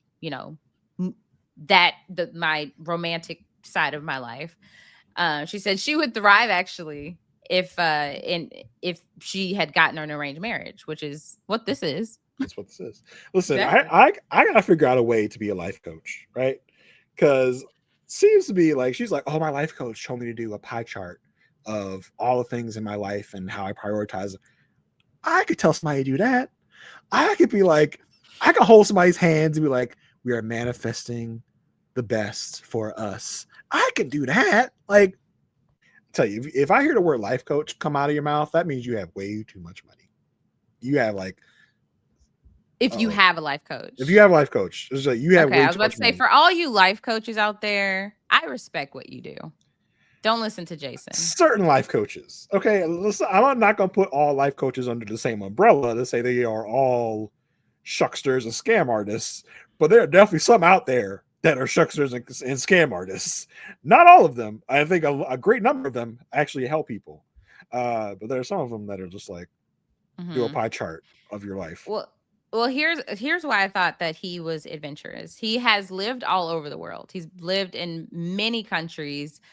He is a COO of a health and wellness business, and so he has lived this life. And he like just moved to Austin in September, and we know that the weddings were in February. So he's literally been in Austin for like 5 months at this point. But from her side, we did learn she loves ice plunges, which she even goes as far to make him do an ice plunge before the wedding, which I thought it was a very unique gift. It was. We've And never those seen are anything like not that. cheap. Oh yeah, I mean, listen, she's got money. We've never seen anything like this. Like Yeah. this such an extravagant, like not extravagant, but a journey of a gift. Like you actually have to do something. And you can't just receive this gift. You have to actually make an action to And do this as a gift. when people get their gifts, they're ready for the wedding. Like they have their suit Yeah. on, their hair is cut, they're done. Like they're done getting ready. This is the final touch. She said, "Get in the ice plunge. Take all your clothes off. All the clothes you just spent. Now we're getting ready in. Take them all off. Do it again. Get an ice plunge." I was confused because I felt like he said he regularly ice plunges, but then he gets in there. He's like, "Oh, she's gonna get some payback for this." It's like, I mean, it's cold every time. It's not like all of a sudden just because you do it all the time, it's not cold anymore. Yeah, I guess.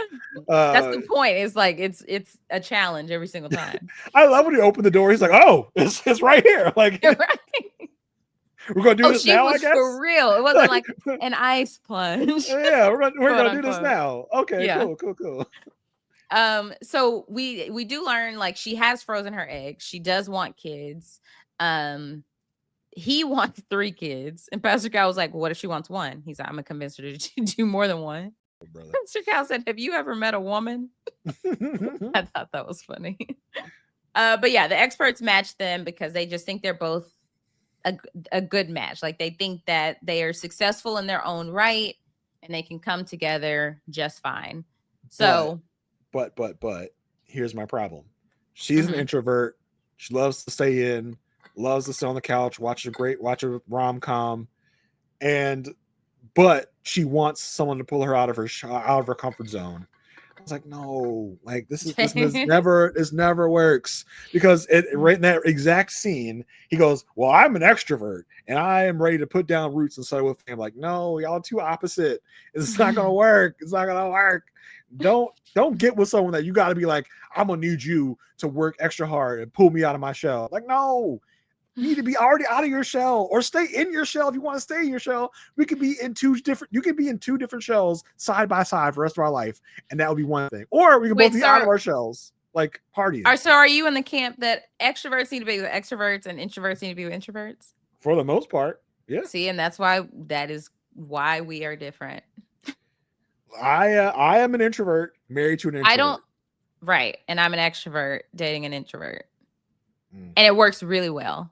I think as long as there's not this understanding of like, hey, as an extrovert, I need to pull you out to be more like me, or the introvert, I need to pull you in to be more like me. You respect how the other person gets their energy. So, hey, I understand you need alone time, or hey, I understand you need to go be fulfilled by being like with people, but it can't be this just one dynamic of push and pull. But there's never moments where it's like you as an extrovert are talking to Sarah, an introvert, and you're like, hey, I want to do this extroverted thing. And Sarah's like, I'm feeling very introverted right now. I'm not into that. And you guys never come at like loggerheads over that? No, because we understand that. Oh, because you have the perfect relationship. I get it, Aysha. I understand. No, it's like that's part of understanding your partner. So it's like, I know if we have an activity in the afternoon and then I have friends that want to hang out in the evening as well, she's not going to want to do that. She's going to pick one. And I get that. So I have to understand that, okay, I'm probably going to do one of them by myself and one of them she will be there. So which one do I want her at? Well, everybody follow Aysha like Aysha for these types of relationship advice. Yeah. Your new life coach, Aysha like Aysha, who will guide you through your relationships, because she's got it all figured out. Oh my God. It takes what? Communication. Something a lot of these couples can learn about. Welcome to our TikTok. Right. So like I said, we have these, obviously, or like you said, they have these different dynamics. It's kind of the main thing we learn about them. But she is hoping that her future husband is funny and adventurous. And we learned so much about her family dynamic before the wedding. Her mom is in there. She's being like subtly judgmental. It just like constantly got a face at something that is being said. She's not for this. It's very clear. She says, had the nerve to say all marriage, like 50% of marriages end in divorce. Why are you saying this on your daughter's wedding day? She has been with her husband, her dad, for 43 years. So she is the expert at relationships in her eyes. Yeah. So she like mom is very, very, I think this is like in the Hall of Fame of skeptical family members that we've had on Married at First Sight. She is very not into this. She has like this RBF. If you don't know what that means, look it up. The whole time that that they're sitting there talking, she's like, "This ain't gonna work. This is dumb." The wildest thing though is she explains the dynamic is like she works with her family. So can you imagine her mom, like her working with her mom? Yeah, her mom is going to be a huge part of their relationship. You have to imagine, like, this is going to be like she's going to be there shit talking the whole time, unless Derek can bring her on. Because I mean, we've seen that thousands of times on Married at First Sight, where the parents are like, "Oh, I don't know about this," and then they meet the spouse for like 2 minutes, and they're like, "Oh my gosh, she's so wonderful. I love him." Yeah. So I didn't get the sense that this was that once Derek and Kathy meet. But maybe she'll get on board at some point. I don't know. Right. She feels like it does feel like this dynamic of like her mom has never really seen her as like grown as like an adult, because she's like, she feels like her mom is still trying to shelter her. And we also find out her dad is not going to be at the wedding. She didn't say why. She didn't say why. She did. She said that he had skin cancer. He had skin removed from his nose. Oh, yes. So Okay. I guess he's not comfortable being shown on There and camera on with camera. Yeah. this, with I guess maybe he has some like scarring or maybe something on his nose. He's not, Right.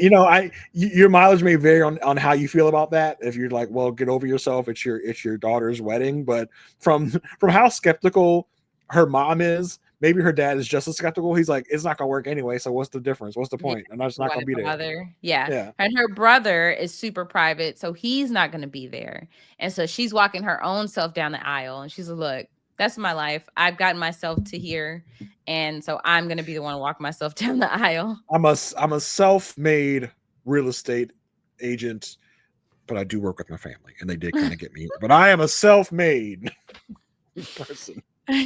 He on his side, why I didn't totally get it, but that was their thing. They did these wigs, him and his groomsmen. Apparently him and his friends put wigs when they go into different like concerts, different activities. They wear I silly thought they were gonna wigs. commit I thought they're gonna and walk wear down it the in the aisle in the wedding. wigs. Yeah. Yeah. They're like, we don't want to freak them out too much. Can you imagine, Kathy, if Derek and his groomsmen walked into that wedding with those wigs on? She would have got up, grabbed Megan, and just started running. Right. Yeah. So it is time for their wedding. Okay. Oh, he also got her a gift. He got her a ring box with like today's date on it.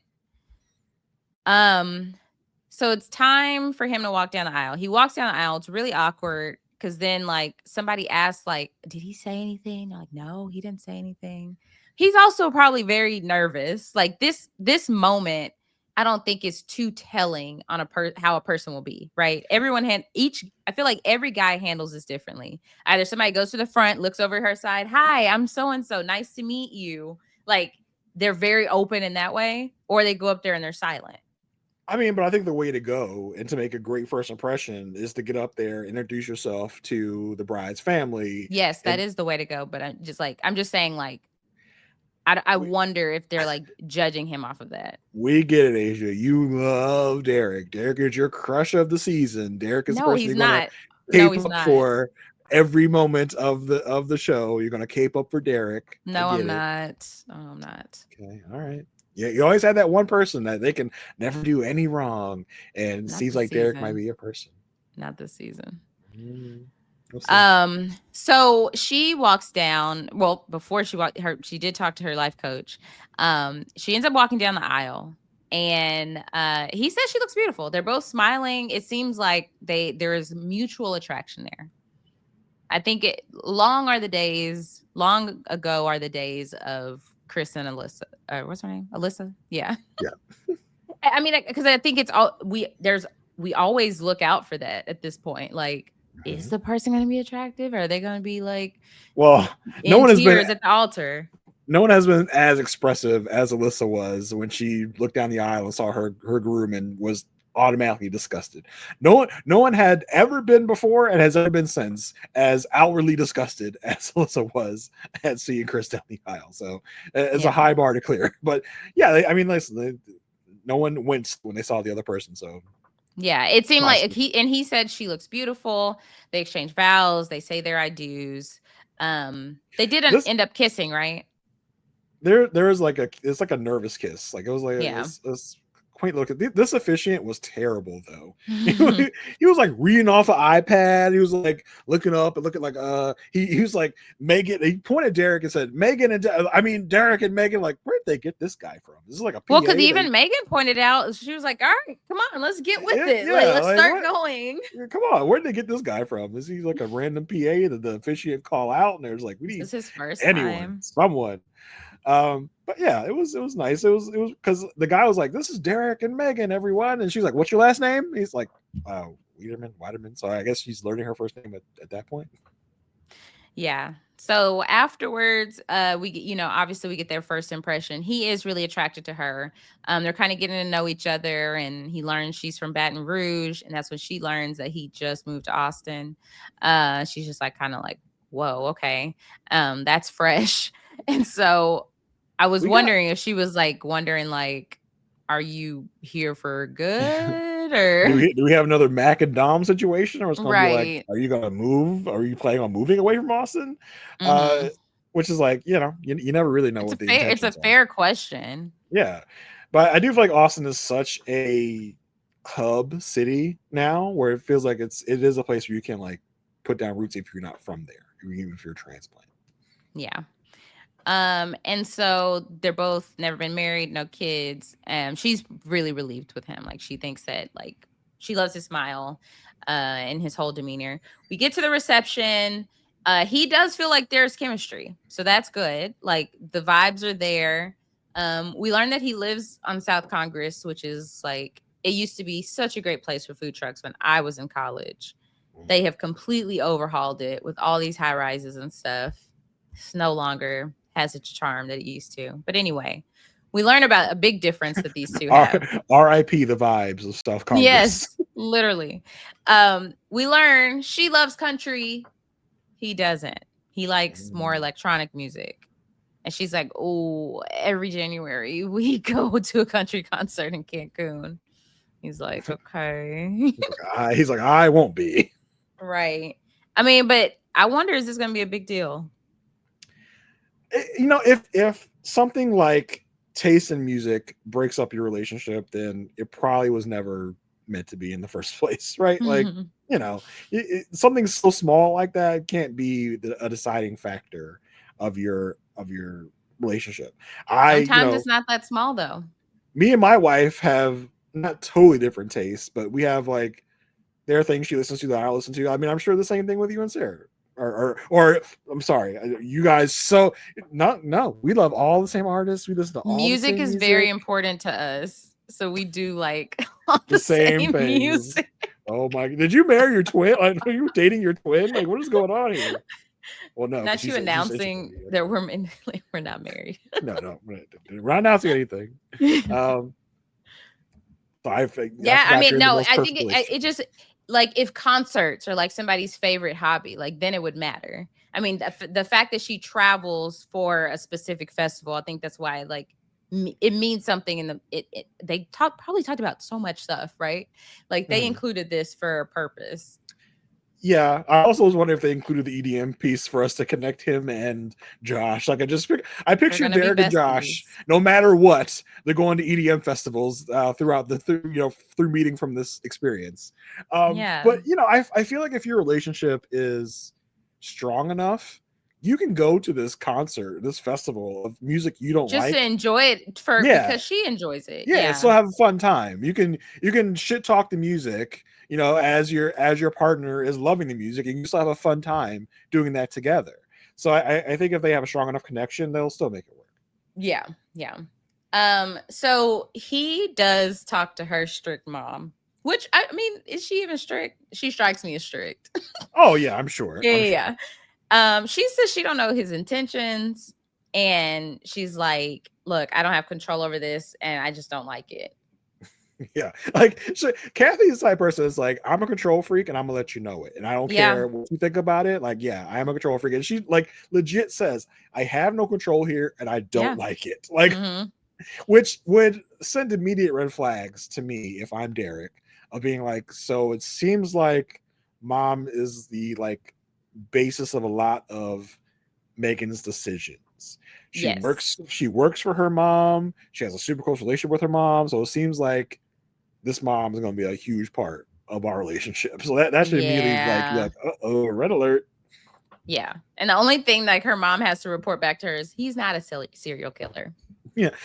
She talked to Derek's parents, who seemed really nice people. It like we find out that Derek's not from Austin, but when we saw his father, his father had like a cowboy hat. He has handlebar mustache that is like curled and styled. Yeah. I was like, that guy looks like Texas.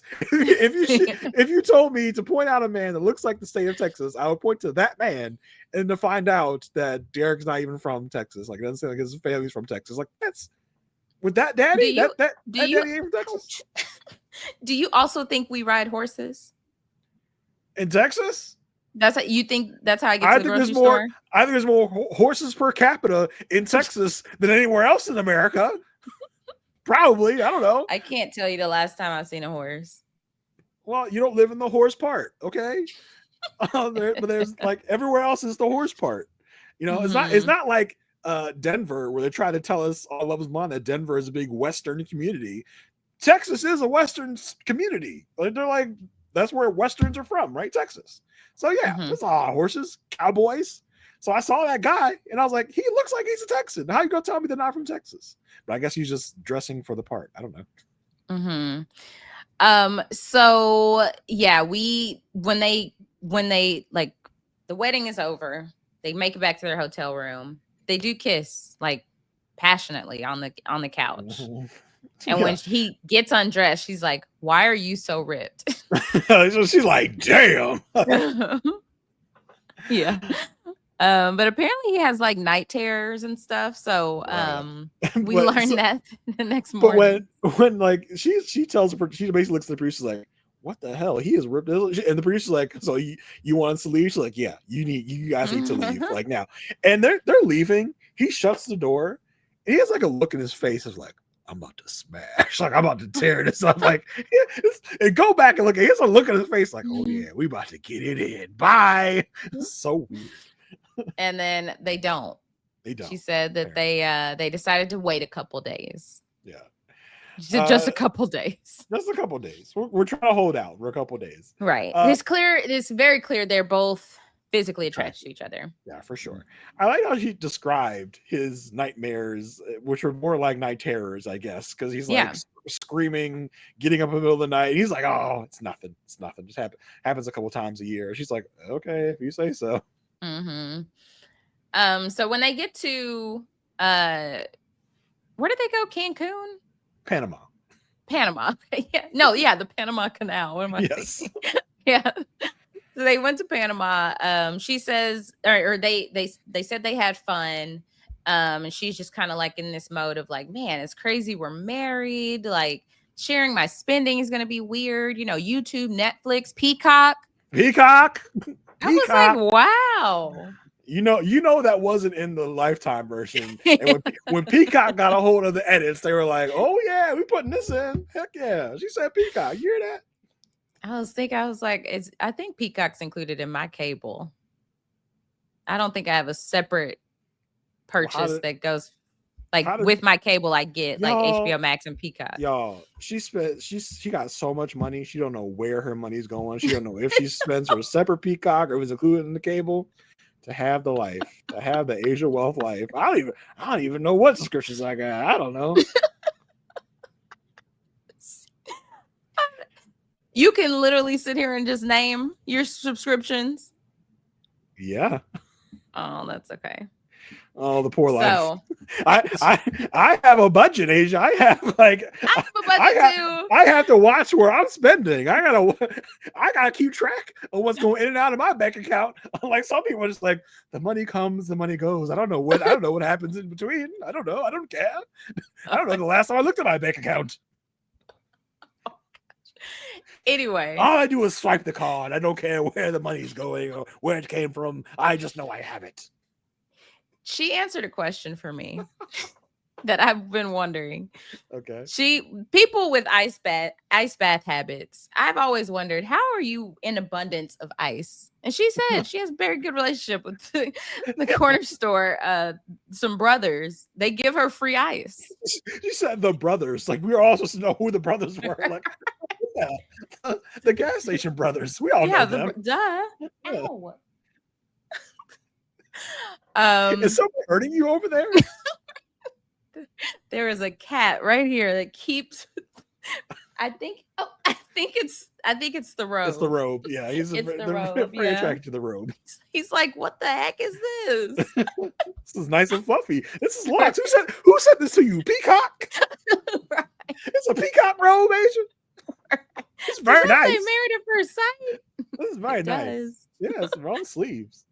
Okay, so they are like kissing in the pool, and she does make a point to say she is really glad that they are keeping, like she says in the confessional, she's glad that they're keeping things light and airy because instead of going deep, those type of conversation will come. Right now, she thinks things are very easy and just easy going.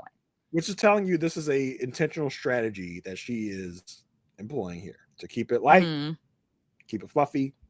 Don't want to get too just deep have into fun, the because she's like, we're on vacation, we're on our honeymoon, we're supposed to just be having fun. So they start talking. This is another scene that they have where they're having a conversation about this is they're like sitting on this like balcony or whatever. This is like the conversation where we get to see this example of the issue he starts to have. So he learns that she is like a perfectionist at work, and he's like, yeah, like I like having the lead in like a lot of like personal things in my life. He's like, so what about you? Like, are you like, if you're back in the back seat, are you a backseat driver or what? And she's like, I'm along for the ride. It's like, oh, okay. And then she like eats something. It's like, oh, it's spicy. And he's like, oh, okay. Like I like all spices. and she's just so like then nodding. Okay. And so he's asking her these questions, and we are getting to see her not reciprocate. Like, it's like, oh, did you enjoy this drop of episodes? Yeah. Without any you would think the natural flow of conversation is, did you enjoy these episodes? Do you like spice? And how are you? Do you like to be a backseat driver? But he's just like trying to keep this conversation going, and she's just like enjoying the scenery. He asks about crawfish, and he's just like, I don't know. He says in confessional, I don't know if it's going to always be this way, or is this just a right now thing? So that is like concerning. So when all the guys and the girls meet up, he hears from Patrick. Yeah, he hears from Patrick that they had a similar conversation, and Patrick was the Megan in that situation. So he's hearing from an understanding Patrick who handled this perfectly. As anyone should handle this type of conversation, with maturity. He listened, he applied what he learned. Spoiler alert about how I feel about that situation. And so he was the model citizen for how to handle your partner coming to you with a concern, and then you, how you react to it. So then he's like, all right, perfect. Derek's like, oh, I got the he said, answer. Oh, this is, yeah, I got the answer test. Key. Yeah, I got the answer test right here. I know what to do and how to fix the situation. Just be upfront, open, and honest. Yeah. And don't use any accusatory language. Yeah. Just say my feelings. Yes, exactly. And it'll be perfect. So then they go paddleboarding. He said, oh, this is perfect time. While we were out here on these paddleboards. I don't know. It's not at all. And maybe he thought like maybe this feels semi-private because the cameras weren't like right up on them, but they were mic'd up. Mm-hmm. And so he's just like, hey, I want to get to know you 100%. Okay. I feel like I kind of hit a wall in questions in our conversations. And like, I want you to ask me questions too. Like, I feel like I haven't gotten to fully share my story with you. She said, I don't think that's true. I thought he handled this great. He wasn't accusatory. He talked about what he needed. And I was like, I didn't think that he came in too hot with this. No, she basically hit this man with the, how dare you? She said she felt ambushed. What? Did we just, maybe there was this was two scenes, right? They shot it again. The first take, she just reacted like that. Like, what? She's like, well, you don't ask me any questions either. It's like, yeah. Cut, like, Megan, come over here. We're gonna show you some of the dailies where he's asking you questions and you're not responding. I kind of wish they would do that. Like, hey, like real time. You know. Yeah, just so you know, you wrong. She's like, just so you know. She's like, well, I thought we were still enjoying the moment. Like, he's like, yeah, but I want us to like get to know each other, like in general. And she's just like, she immediately gets aggravated.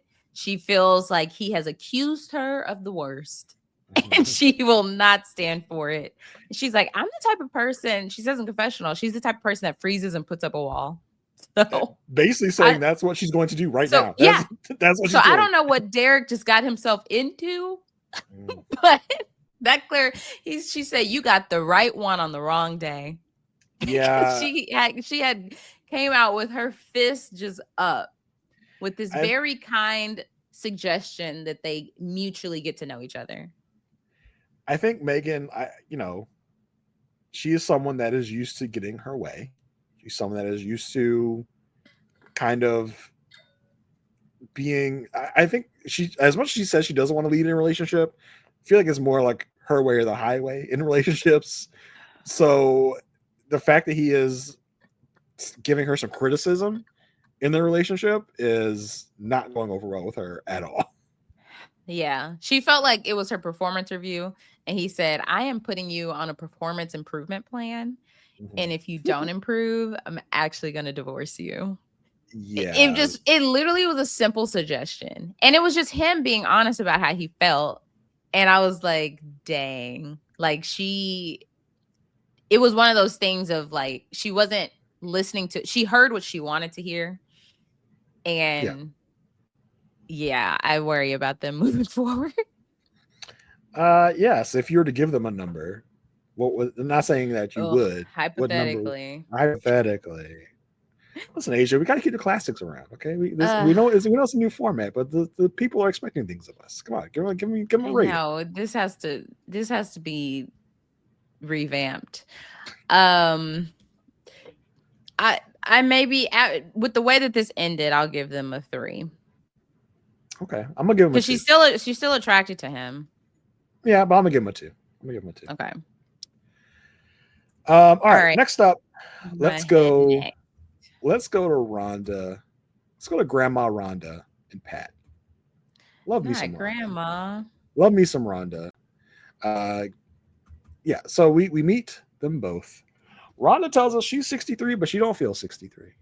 She says she's doing this because she's a hopeless romantic and she's been looking for her person for the last 25 years. We hear a little bit of her story. She got married pretty young, had 4 children out of that first marriage, and I think she said it lasted like 8 or 9 years. And in that 8 or 9 years, I had 4 kids. But the problem was the husband / baby daddy just never wanted to get a job. He was flat out for 9 years. for 9 years. So basically she had to support the family, support the kids. So eventually they got divorced. And she's also been married. She's been married twice. That first marriage, and then she married another person, and that ended after only 18 months. So I definitely would love to know the story on that one. Mm-hmm. That's her story. We also meet Pat. He was married for 40 years. 40 years. I know people do it all the time. I know it happens after marriages of about 40 years. Like and he basically tells us like, hey, we had our sons. I wanted to make sure that our sons were good, that we got them off to college, and then he's like, I wanted out. He says I grinded out for such a long time. And he's like, we got to a point where she just wasn't willing to be intimate. She wasn't willing to have sex. So he made it sound like that was like the determining factor of like, all right, I'm out. Pat seems like kind of a sex hound. So he's like, nah, I'm out. So that was very interesting. Was it 40 years? Yeah, I feel like that's what he said. 40 years. I thought I wrote 30. I think it was 40. He's 58, right? I don't know. Is he? So he got married at 18? He could have. I heard 40. We can go back and check it, but I heard 40. No, that would be 40 years if he was still married at 58. It couldn't have been 40. Well, maybe you're right. Could have been 30. We'll see. Yeah. But yeah, so he's like, I grinded it out, and eventually I just had enough and had to end it. Okay, so that's Rhonda and Pat. He's looking for someone with spunk to bring his extrovert out, but they are both active people with a lot of energy. He was trying to bike up that hill. I said, "Did it, Pat?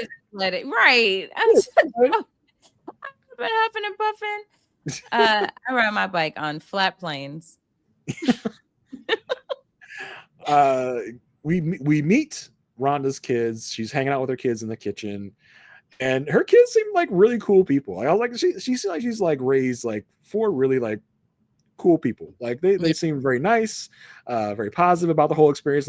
There were no like skeptical people that were like, oh, like why are you doing this? They were all very into They're it. so For her. supportive of their mom. Yeah. Yeah. She brings out the tarot card. She's like, you won't believe what card I pulled for myself this morning. I pulled out the soulmate card. And her kids are like, oh, yeah, that's great. Cool.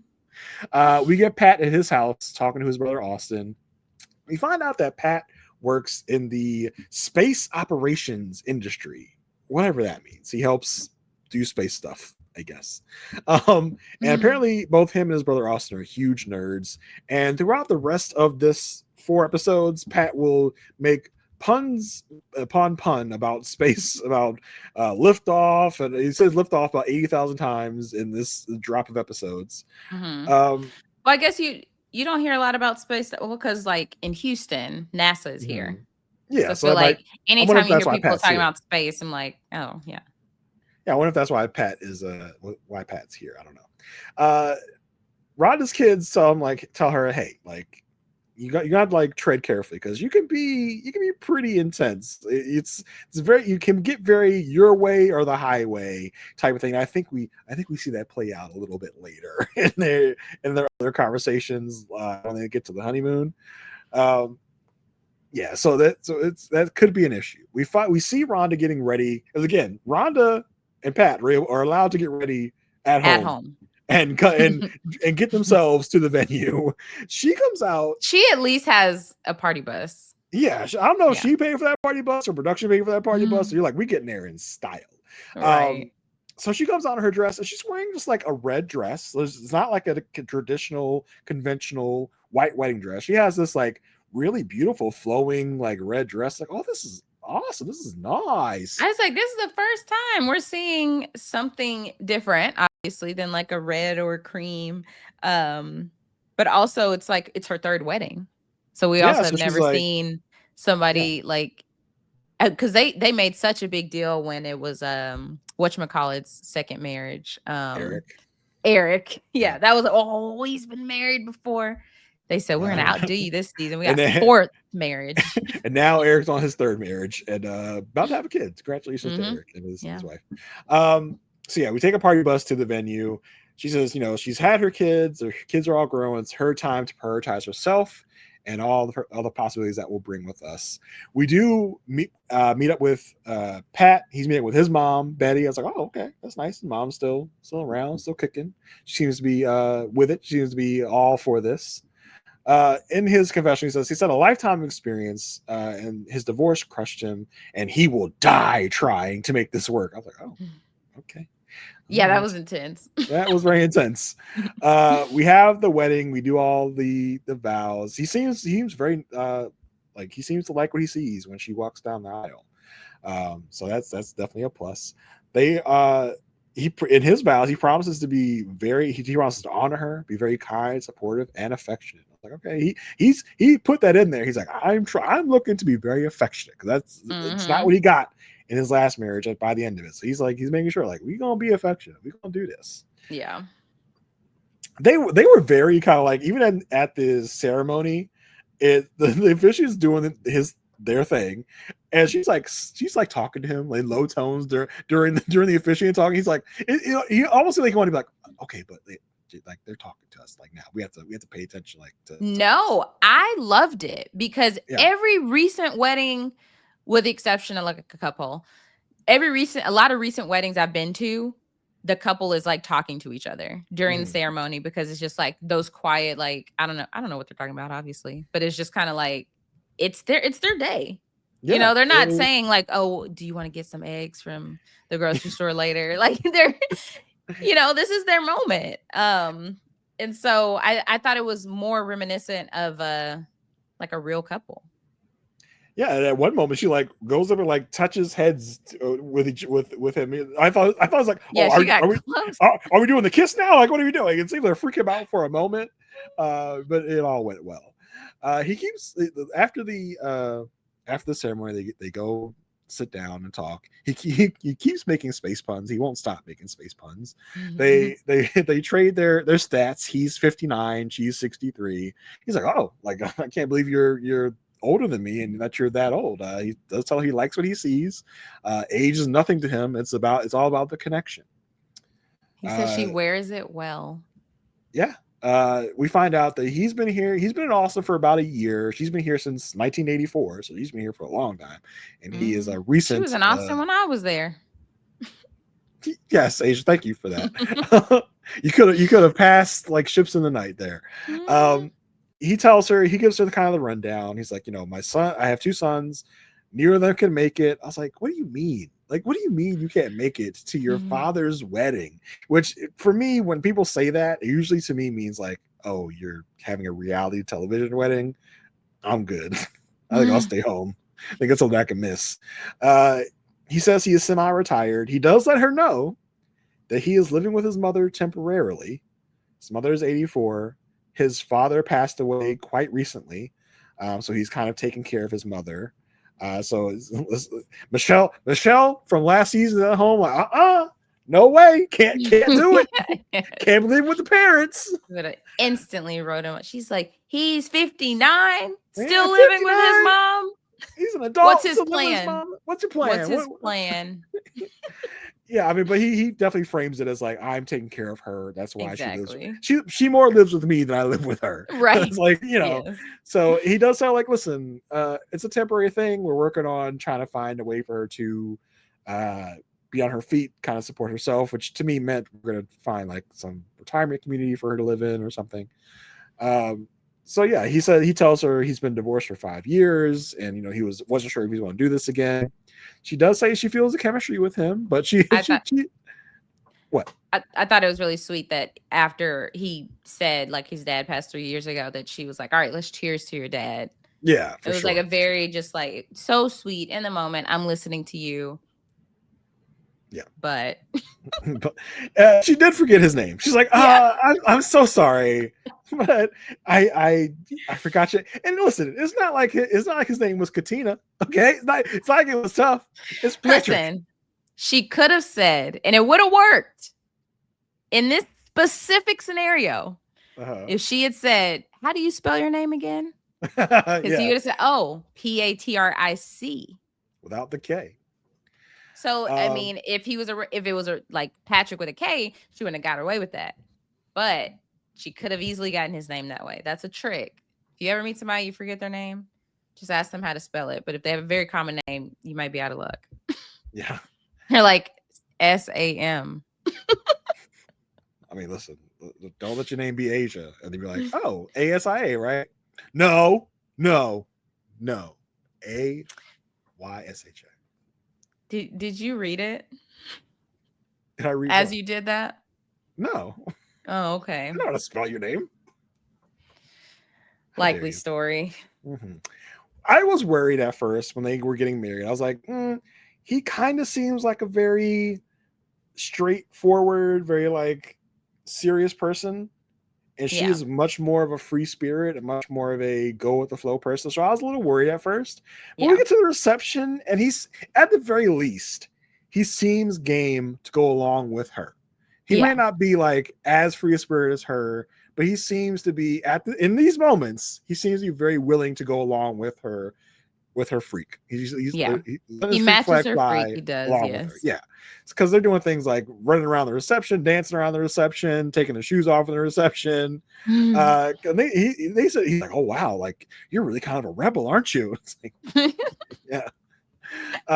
They talk a little bit more about their lives. She was a single mom. Because he tells them about her ex who never worked, and she need to, she's like, you could be a janitor. I just need someone with a little like drive and ambition. So that's why that ended. She doesn't mention the 18-month marriage, which I don't know if I don't know when that's going to come up. So who knows? He meets with her kids and she meets his mom. There's not much that comes from that. I think everyone kind of likes each other. It's not nothing. No huge revelations came from that. He keeps making these face puns. He's like, the mission always starts with a liftoff, right? But that only lasts 8 or so seconds. It's when you get into orbit when the mission really starts. It's like, okay. And we've achieved orbit. Yeah, we've achieved orbit. Lift off. It's like, okay. And they're also kind of different because they're kind of like they don't even really get into the room before they like kind of are chilling outside of the room, it seems like, in like a lounger by a pool. And they're kissing and they're drinking. And she's like, I got a crazy suggestion. I got a crazy idea. How about we jump in the pool? He's like, all right, I'm down. I'm cool. Thinking they're about to skinny dip. He starts taking his clothes off, and she's like, "Oh no, I'm talking about jumping in fully clothed." He's like, "Oh, like in your dress and everything." He was like, "Oh, this lady is a wild one." That's probably what he's thinking in his mind. So they jump in the pool with all their clothes on. They dip in the cold pool. Then they go into the hot tub, and they seem to have a really nice rapport going on. They're really hitting it off. They really are. I mean, we've never seen something like that. That was very like them jumping in the pool in their like wedding dress. Yeah, for sure. We didn't get the whole like I'll take your dress off you because it didn't seem like a dress that was that complicated to take off. So they didn't have that moment. But yeah, so the next day we're getting ready to leave for the honeymoon. They ask Rhonda, Rhonda, how about last night? And Rhonda's like, I feel like a non-answer is pretty much the answer, don't you think? It was a beautiful evening. Yeah. Just keep it at that. Yeah, it's being a little surreptitious. So me thinks something went down last night, which I don't know if I would have pegged that for Pat. I didn't know Pat was going to be going in on it the first night. I'm like, okay, Pat, I see a different side of you, my guy. So we're at the honeymoon. Pat's the one that is, passing around this text about Mile High Club. He seems to be very because even on the plane, he's like, hey guys, I checked out the bathroom. There's plenty of room. It's like, all right, Pat. Like you're doing a little too much here with that Mile High stuff, okay? who are you, Pastor Cal in disguise? You're all about asking me about sex. So they're on the honeymoon. They're having breakfast the first day of the honeymoon. They're trying to get some conversation going. He talks about he brings up the conversation of movies. What kind of movies do you like? He loves documentaries. She's like, oh, I'll be willing to watch documentaries. She loves rom-coms and action. He's like, oh, but you don't like science fiction. Like he's kind of interrupting her as they're talking. In a confessional, he talks about he loves their banter. He's like, this is why I did this, for this type of conversation, this type of banter. But it gets to be obvious that he is talking way too much for her liking and kind of dominating the conversation, because we get the classic time lapse of him talking and her just sitting there listening to what he's saying. He's talking and talking and talking. So we see that this is an issue, right? Because she starts to try and chime in on the conversation, and he keeps bringing it back around to something that he relates to, something that is about him. So like, okay, this is which I immediately. I mean, yes, the time lapse was a dead giveaway, but when she brings up her having to leave the TV on. And having to leave TV on when she leaves because there was a robbery, and he asked nothing about it. I said, "Oh shoot, yep, that wasn't good." So we then flash forward to they're having dinner, and he's tasting her drink, and she's like, "Oh, you can taste anything of mine." He goes, "And I have." I said, "Oh, Patrick, without the K. Oh my gosh." Oh my, that's cool. She was like, oh, she's like, oh, you saying too much now. You saying too much. Stop it. So she's like, so have you learned anything surprising? He's like, no, I haven't learned anything surprising about you. And she does tell him that I feel like you're not really we're having a conversation, but you're not really listening to me or have any interest in anything that I have to say, or you're not interested in me. He's like, well, I hope that I'm interested in you. I was like, wait, what?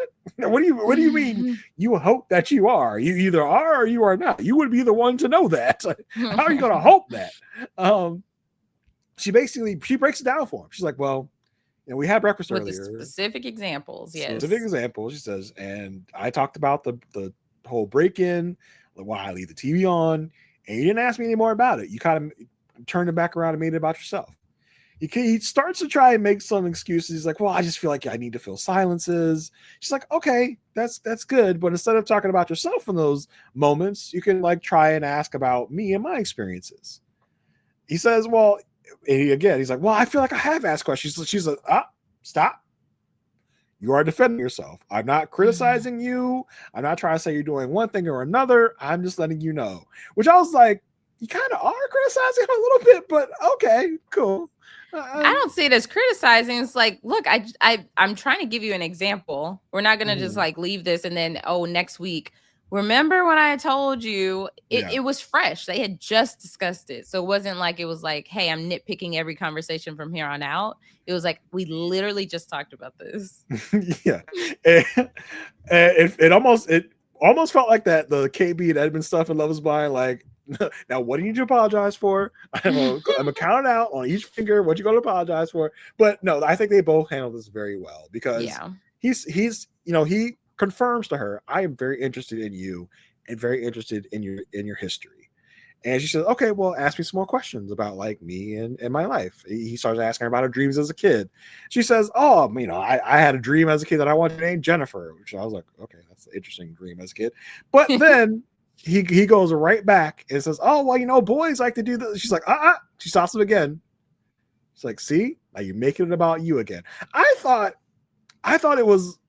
she was doing a little too much with this correction because I do feel like he's trying to be involved in the conversation. Trying to relate. A lot of people, that's like, that is a thing that people do, like as like an active listener, like involved in the conversation. I'm going to relate to show you that like I get what you're saying. Right. Like that felt more of like that, but it was on the heels of this, so it was easy for her to like group it in. But it was like in any other context, had he already been showing interest in her and like asking follow-up questions, this would have been able to stand alone. Yeah. So she tells, okay, you're doing it again. He's like, okay, all right. So, at this point, I think he's realized, just shut up and let her talk. Like, let her talk. Nod if you need to, maybe some grunts of approval, but let her do more of the talking. So she kind of talks about her life. She gets a little grunts emotional. Of approval. Yep. Yes. Like, I mean, because he can't say nothing because she's gonna be like, you're doing it again. All he can say is like asking her more about herself. Yeah, that's true. But she talks about her life growing up. She gets emotional, says, they had so much love in her family, and she really wants that for her family and herself. And at that point, things seem to be back on track with these two. Things are going well. We get a meditation expert guiding them in the forest later on. She said that she loves that he is down with this like spiritual stuff because he doesn't seem as spiritual as she is, but it seems like he's really into it because she's into it. Yeah. And they start talking and they're like, glad we could do this and blah blah. And he's like, I love you. I said what? Like, did we all just hear that? I was watching with my wife. I was like, did we all just hear what we just heard?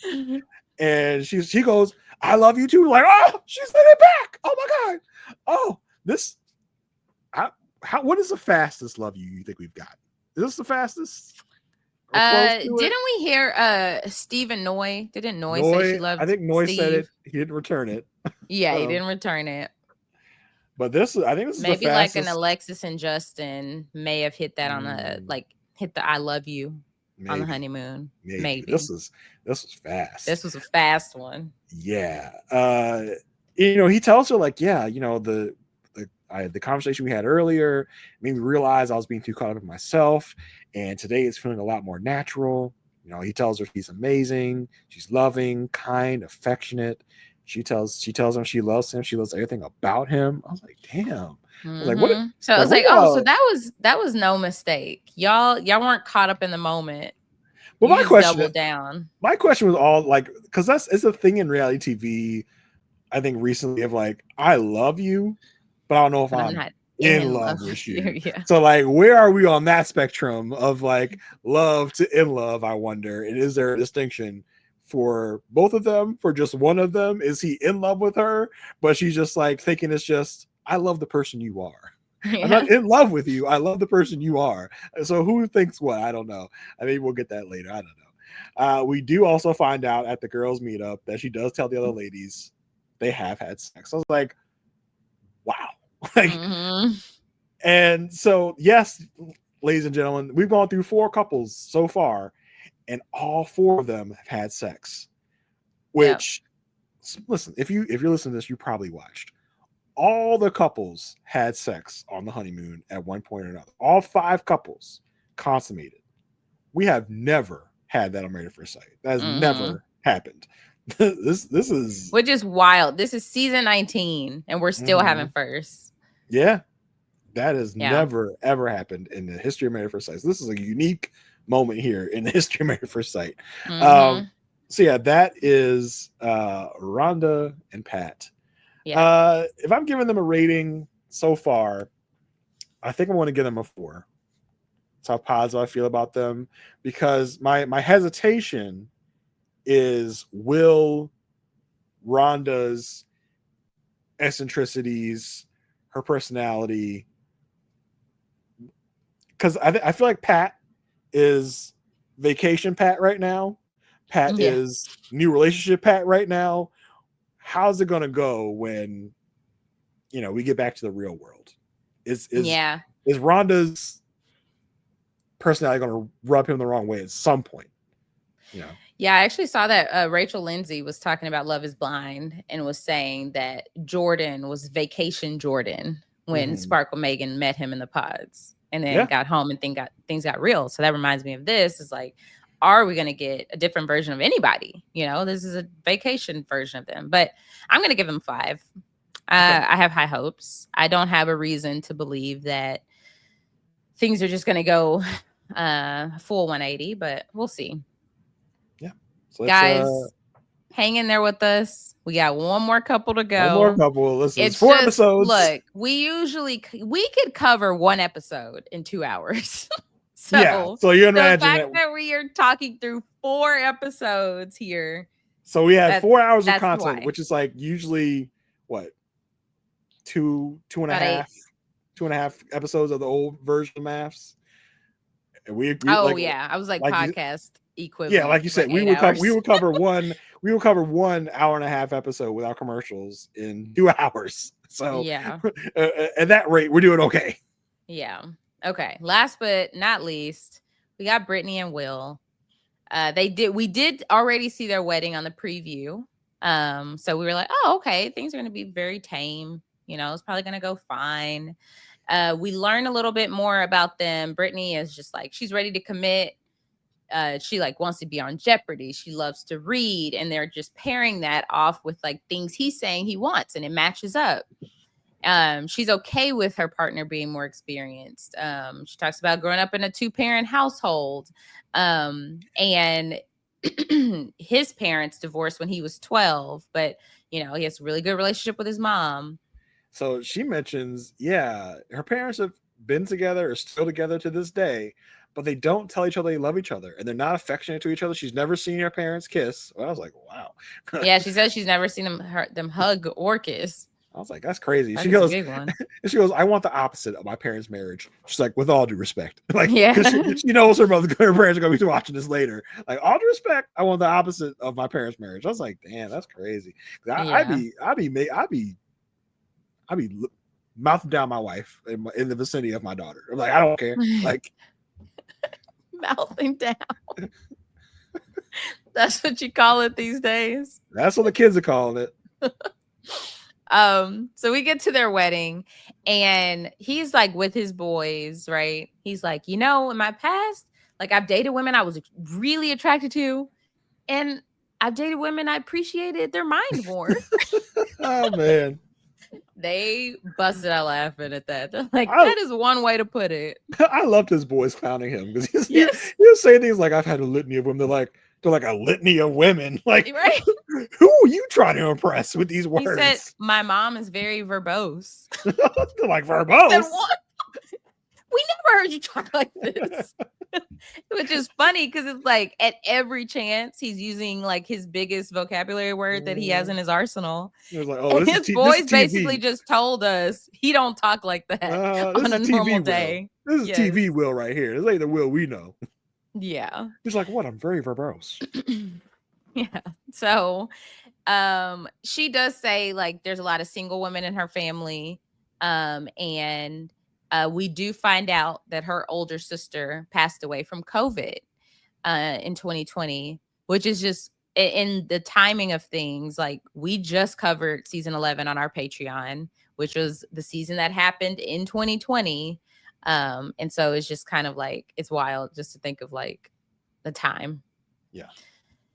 And so, yeah. And then her friend is like, I'm sure your sister is like, Ebony is smiling down on you right now. And so her mom was emotional just thinking about her sister and the day. He does meet up with his mom by the pool. And this was a very impactful moment because it followed him for the rest of the evening. Yeah. He He hugs her, she hugs him, and her lipstick gets on his shoulder.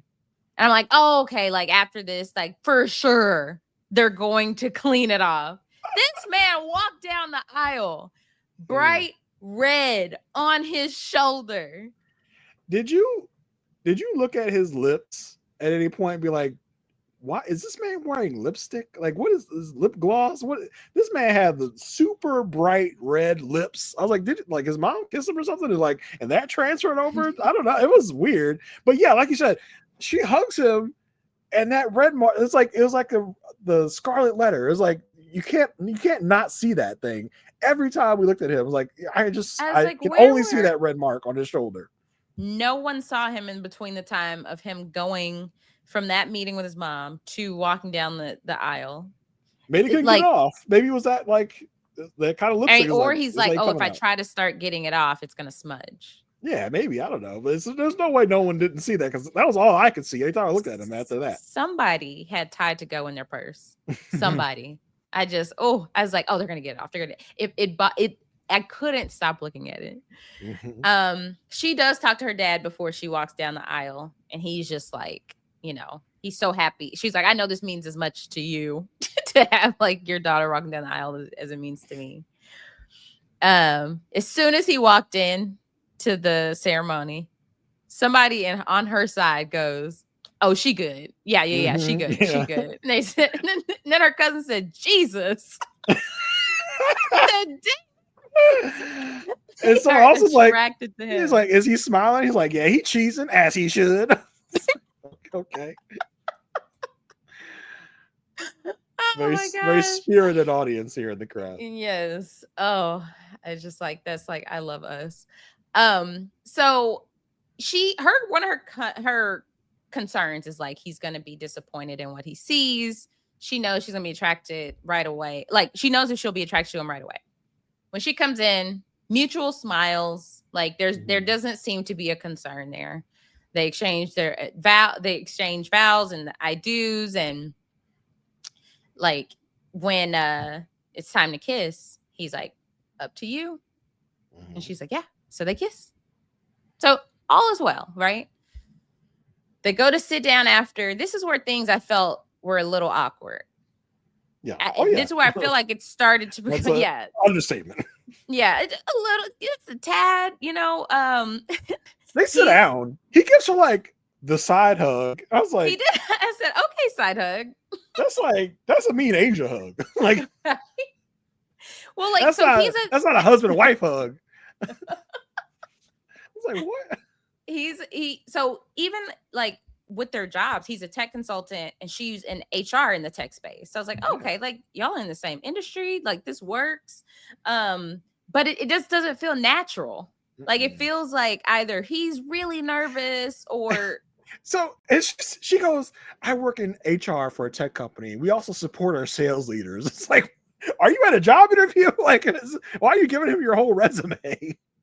That actually, for me, that's so normal that it's not like. But that's what you're gonna tell. That didn't feel like a resume. Like, hey, this is what I do because you understand because you're a tech consultant. and we support our. I'd be like, I work like again. I'd be like, I work HR for a tech company. Like, and we also support our sales leaders. Like, you're not at a TED talk. You're talking to your new husband.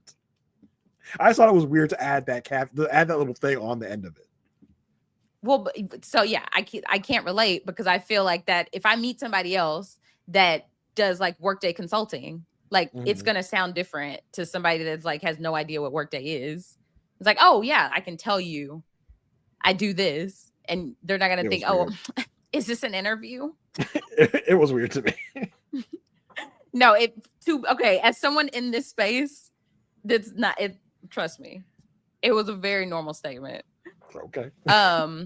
So she's talking to somebody else who could get it. It's not like he's a musician who'd be like, what?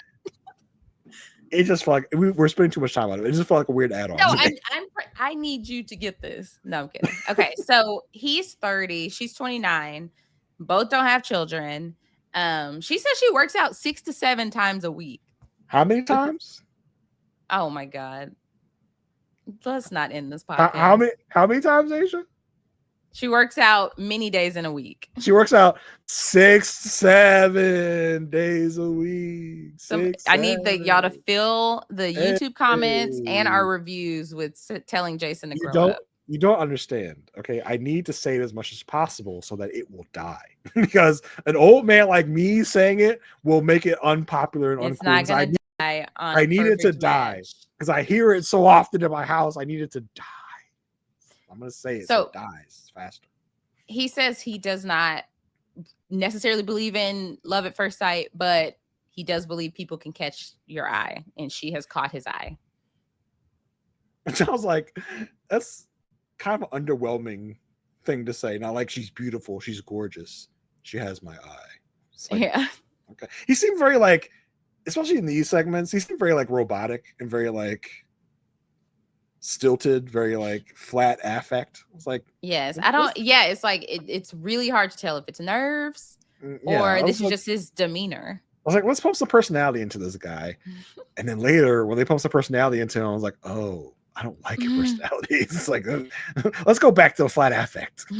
So we're at the reception, and she's like, oh, what are you looking forward to? He's like, sleep. It's like, wait, why is he so tired all of a sudden? But see, like that's not that the answer. The correct answer is getting to know you more, like talking. Like even if you are sleepy, even if you are thinking to yourself, I'm gonna go pass out when we get into that hotel room.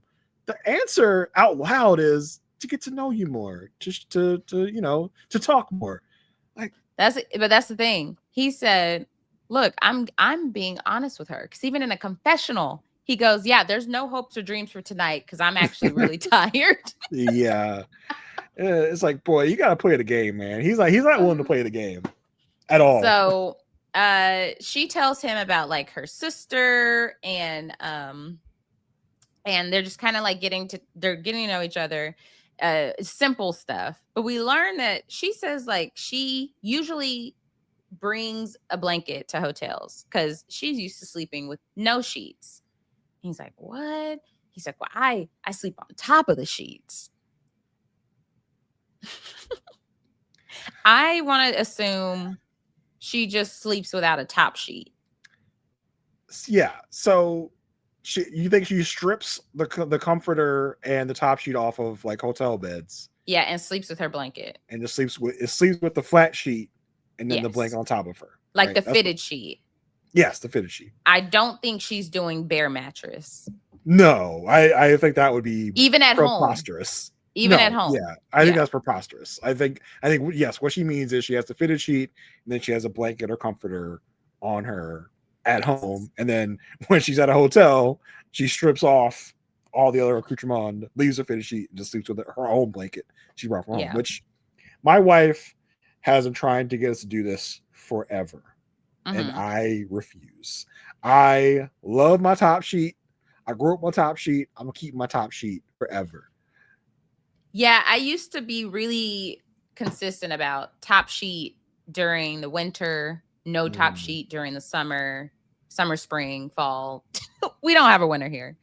But now I just keep the house like at a nice cool level and just keep the top sheet year round and do it like the top sheet and the duvet.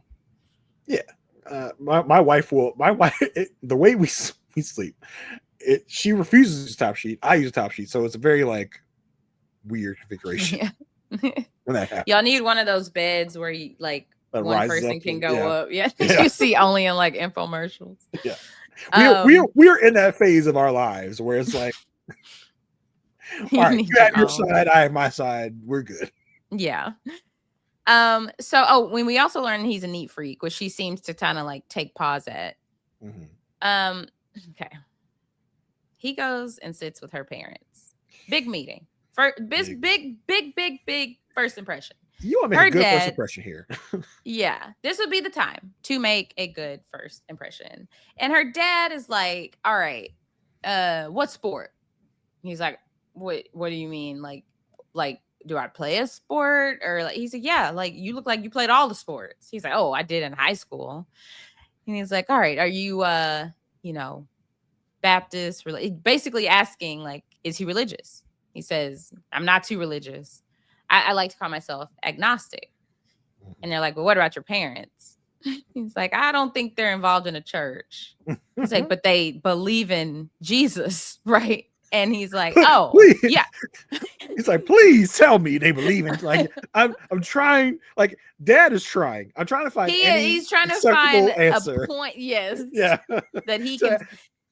to help me believe in this, I need you to give me some Something. link to religion that I can hold on to, because I need my daughter to be involved with a religious in some way person. I'm trying to any old link, any old strand to religion I'll take. And Will is not trying to give to him at all. Will's No, like, he tells him like he's like, I'm agnostic, meaning I think it's something up there. But and so he goes a step further. It seems like no one asked him to. Yeah, no one asked him, what are your no thoughts on deep religion? Like, what are your thoughts on the history and the genesis of religion? No one said that. He said, "Oh my volunteered his gosh, information. I think it is time for a Catholic Church history lesson." And he talks about this stat that the Catholic Church killed people in 1048, and that's how, and denominations actually like came out of that. And her parents are just like, they're looking at him with just dead in their eyes, like, what? Because what is your goal here? What are you talking about? You're not in a space to try to convert her parents who are strong believers. So there is literally no purpose in bringing this statistic to this conversation. Like, are you trying to get me not to like you? Is that what you're trying to do here? Because that seems to be what's going on. And dad, bless his heart, looks at him and goes, "What about dominoes?" Right. There's got to be some redeeming quality. He doesn't, and even that he don't do dominoes, but he does do spades. They're like, Man, oh, okay, at least lie. Say, I love dominoes. Learn how to play dominoes on the honeymoon. Come back playing, because the man. It's not like the man's gonna say, "I'm glad you said you love dominoes, because I got my thing of dominoes right here. We're gonna play right here, right now." I mean, do something to salvage this. Just like be like, yeah, I love playing games.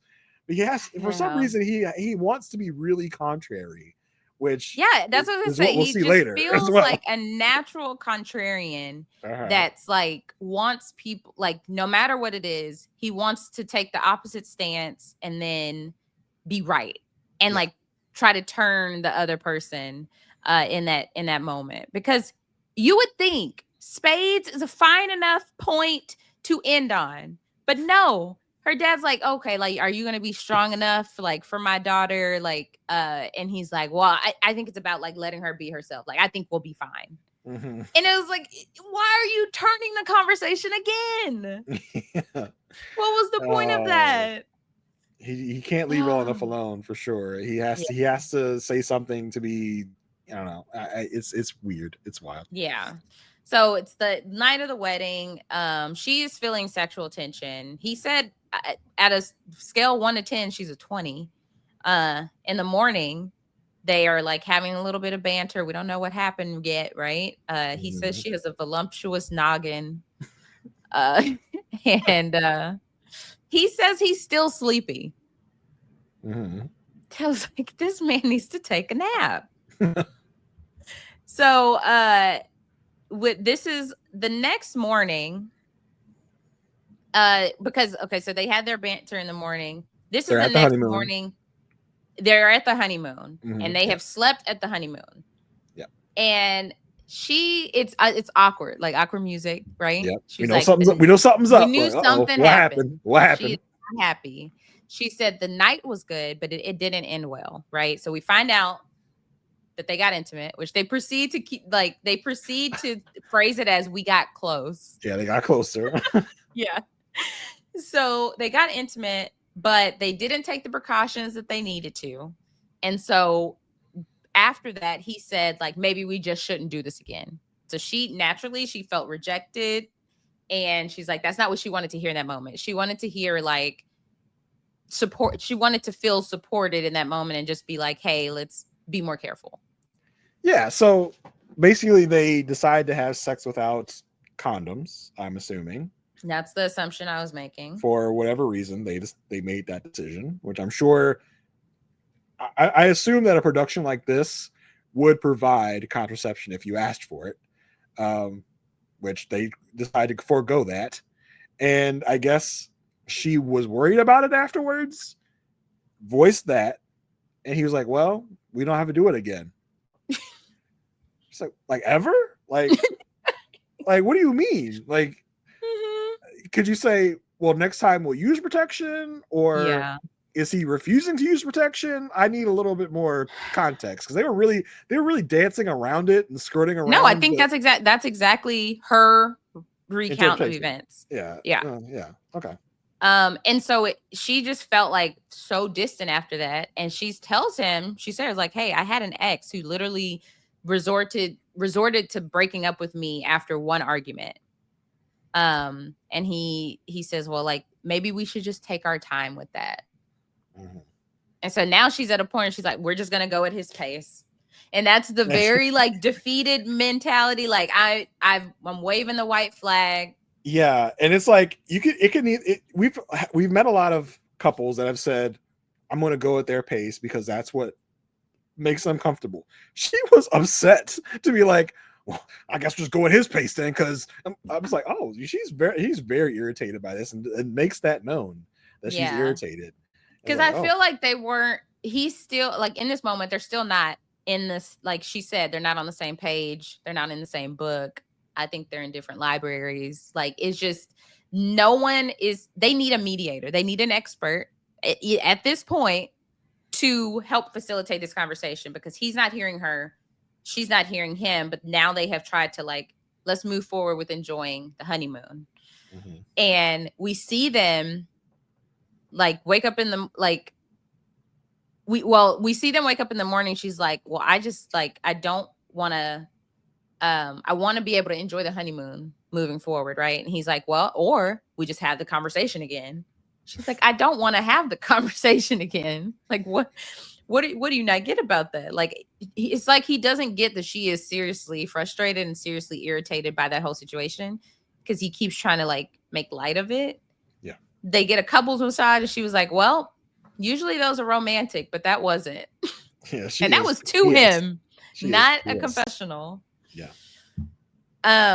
So they go to dinner on their honeymoon. You know, they both say the other looks attractive, but she's not feeling that this is romantic vibes. Like, she's still very frustrated with earlier.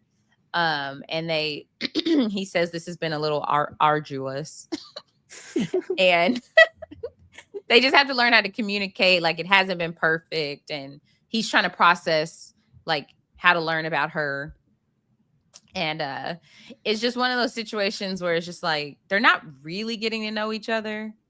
They're just filling space with what they should be doing. Well, at this point now, it's very like they are kind of standoffish with each other, because they have this looming issue that they haven't really resolved. There is no resolution. Yeah, but they just kind of decide to both be mad about it. Which I don't even know if he's mad about it. He's not. I don't think he is. He's just indifferent, which he's indifferent to everything, which will be the issue coming up. But she's mad about it, and he's just kind of there. Yeah. So she asked him, because it's obviously tense. She's like, does it usually take you a while to open up? And he's like, wow, great question. You've never asked these questions before. I'm sorry. Didn't y'all get married less than a week ago? Never? That hyperbolic statement, that's the type of stuff that's so annoying, because it's like, oh, you never do this. Yep. You're talking about since we met each other 3 days ago? As if y'all know each other for years. Like, oh, this is against your tendency. You don't know any of my tendencies yet. Like, what are you talking about? You were actually still learning me. Yeah. And so she's trying to tell him, look, I'm drawn to you. I feel comfortable with you. And he's like, well, I realize like I need to work on like giving you comfort and in these times, but I also need you to ask questions. So we're learning that he's having an issue with her asking questions about him. Well, he's taking, again, the contrarian mode in him kicks in, because it's like he can't take any accountability. Yeah. Because he has to turn it back around on her. Like, well, you're not asking questions either. It's like they're almost a clone of Derek and Megan. I'm like, oh, you think I don't do this? Well, you're the one not doing it, actually. It's like, yeah. Wait, what? Like, no, you're trying to go around on me now. So when they went on all the guys together, all the women together, that's where she noticed that, like, hey, Megan, everything that you're saying about you and Derek, like, basically you're like Will. So she's like, okay, that makes sense. Like, maybe Will is just an introvert. And so when she comes back and tells him, like, hey, because she comes back, she walks, I rewound it. I watched this part multiple times because of what he said. So she comes in, she's like, hey, how are you? He's like, I'm good. How are you? She's like, oh, I'm good. He said, what'd y'all do? And so then she tells him, like, hey, we did this. I learned that Megan is like you, and like, and I want to like dive deep with you. He's like, no. She's like, what? He's like, you don't ask me questions. She's like, I have. He said, with words. I was like, no. Oh, so you're just petty. Yeah, you're trying to fight now. You're is. Because she came at him with like a reasonable I think to him it probably feels accusatory, right? Because she's saying there's something that he isn't doing. Yeah. So much like Megan. Yeah, they are like. Where it's just like, oh, so you're trying to say I'm not doing something I should be doing. Well, how about I turn it back around on you? Like, ooh, like no. Oh. So then she's like, no, I'm trying to learn how to be a good wife. And it turns into this, him misunderstanding that as, you want me to give you words of affirmation because you like words of affirmation. She's like, no, I want to know what you like. He's like, I don't care about that kind of stuff. She's like, no, I want to know what you do like. Yeah, I don't care about that kind of stuff. It turns into like, I don't like anything. Like he literally goes through all of the love languages, and he's like, you want quality time? I'm okay with it. I'm okay with that. You want acts of service? I'm okay with it. Like you want physical touch? I'm okay with it. Like he's like, you like everything. That stuff. Yeah, like, but what do you like? There's no, he can't answer the question. He refuses to answer the question. He likes nothing apparently. Apparently he's just a warm body that is just here. And he's seemingly okay with everything while at the same time being okay with nothing. So it's like, what are you doing? And she's just as frustrated with how we are sounding about this, because then she's like, literally the forest could be on fire, and you're just like, okay with it. He's like, well, I can't control. No, he goes. Well, actually, they control the fires in the Amazon. I'm like, bro, this is not the time to like demonstrate your encyclopedic knowledge, because he's using it as a weapon right now. Like, you know that's not what she wants to hear right now. You know that's not the answer. Stop that it. Is the worst type of arguer, is like, I'm gonna say something because I know it's gonna press your buttons. Oh, he doesn't even know her. He just knows what generally can press anybody's buttons. And he's pulling that out in this moment, and it's hitting. Man, because she's so annoyed and it's bothering her so much. And so she's like, just gonna go shower, right? And so, but she leaves. She goes get some chicken tenders, and she's like, I'm gonna go she's like, shower. I'm gonna go shower back in America. right. I'll see you She's there. she's like talking to him is like talking to these chicken tenders, these chicken fingers. And so he was like, he's in his confessional, I'm the one asking her questions, never her. He's like, and before she even left, he told her, I was the one that asked you how the day was. You literally reciprocated when she walked in. You gave her 0.2 seconds to ask you about what happened at y'all's guys' day. So I was like, what did he say? He was like, she wants to ask me about my childhood, about my family. He's like, I don't want to talk about that stuff. I'm like, what?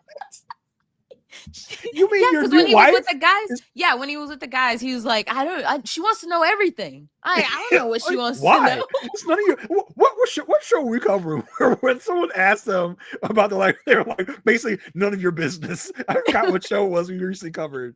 They're like, that's not your concern. None of your business. Like what my family situation is like this is your new wife. Yeah, literally. She wants to know who you are. Like, so she's like so she says, like, what she's in the lobby at this point, and it's like, I would love for him to have come out to try to talk to me. Like, that's what I want from him. And he's on the balcony. He's like, I'm not going to go look for her. She lacks a lot of self-awareness. They are never going to be on the same page with that attitude. You know what? I freaking love it. Okay. This is the couple that you needed. Love them. They are the wild card of the season. There's going to be so much yo-yoing back and forth between them. They're going to be in love one minute and at each other's throats the next. And I freaking love it. I had it up to here. I know you did. And that's another reason I was loving it. I said, Aysha hates him, and I love that. I love that for me. I was so mad for her because how do you communicate with him? Like, you can't. Well, actually, the rainforest. What? That's so real. I'm literally giving you a comparison, and you pull that out. What are you? I don't know how they recover from this. Will got Aysha speechless. That doesn't happen often. I don't know how they recover from this, how they move forward, how they reconcile, but. I mean, we saw them in the previews, so this season looks like it's going to shape up to be interesting. For sure. The previews are previewing. We from the very first trailer we got for this season, at the very end of it, we heard someone say, "I'm pregnant," and we know everybody's banging, so it could be anyone at this point. Who knows? It's a mystery. Yeah, we got 5 consummates, so. That is wild, but I think it was a good batch of episodes, and can't wait to see what the rest of the season holds. I'm glad we're getting less episodes, so hopefully the podcast will be almost 3 hours next time. Right. Oh my gosh. So yes, thank y'all so much for sticking with us. Like I said, make sure you go leave us a 5-star rating and review on the Love It First Sight feed. If you're interested in bonus content this season, go subscribe to our Patreon. It's only $5 a month. We are having some special guests from past seasons of Married at First Sight join us to talk about each week of these drops. So please come join us over there if you want some supplemental content. You can find that at patreon.com/aperfectmatchpodcast. Also, for this first batch of episodes, we have scheduled, disclaimer, schedules subject to change. We do have Michael from season 17 scheduled to join us to talk about this first batch of episodes for our Patreon content. So come join us over there. Come join our Facebook group, A Perfect Match Podcast. This week, the password is Mile High Challenge. Definitely had a lot of conversation going on in there about these episodes. So if you are watching Married at First Sight, you have no one to talk about it with, you want to get your voice heard, come join our Facebook group. That is the place to be. Jason, where can people find you?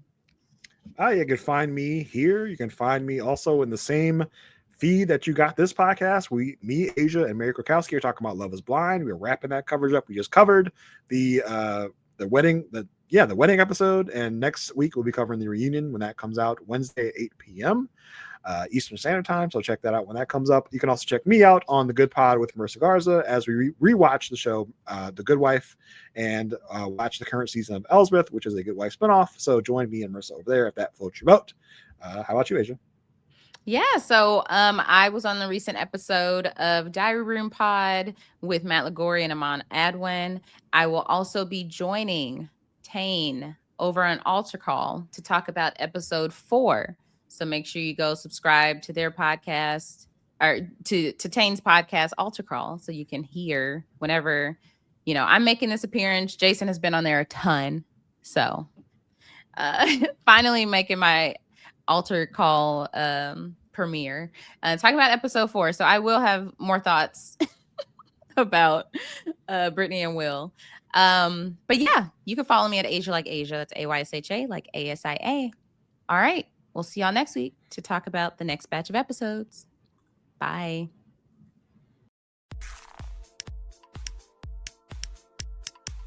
This is RHAP. We know reality TV.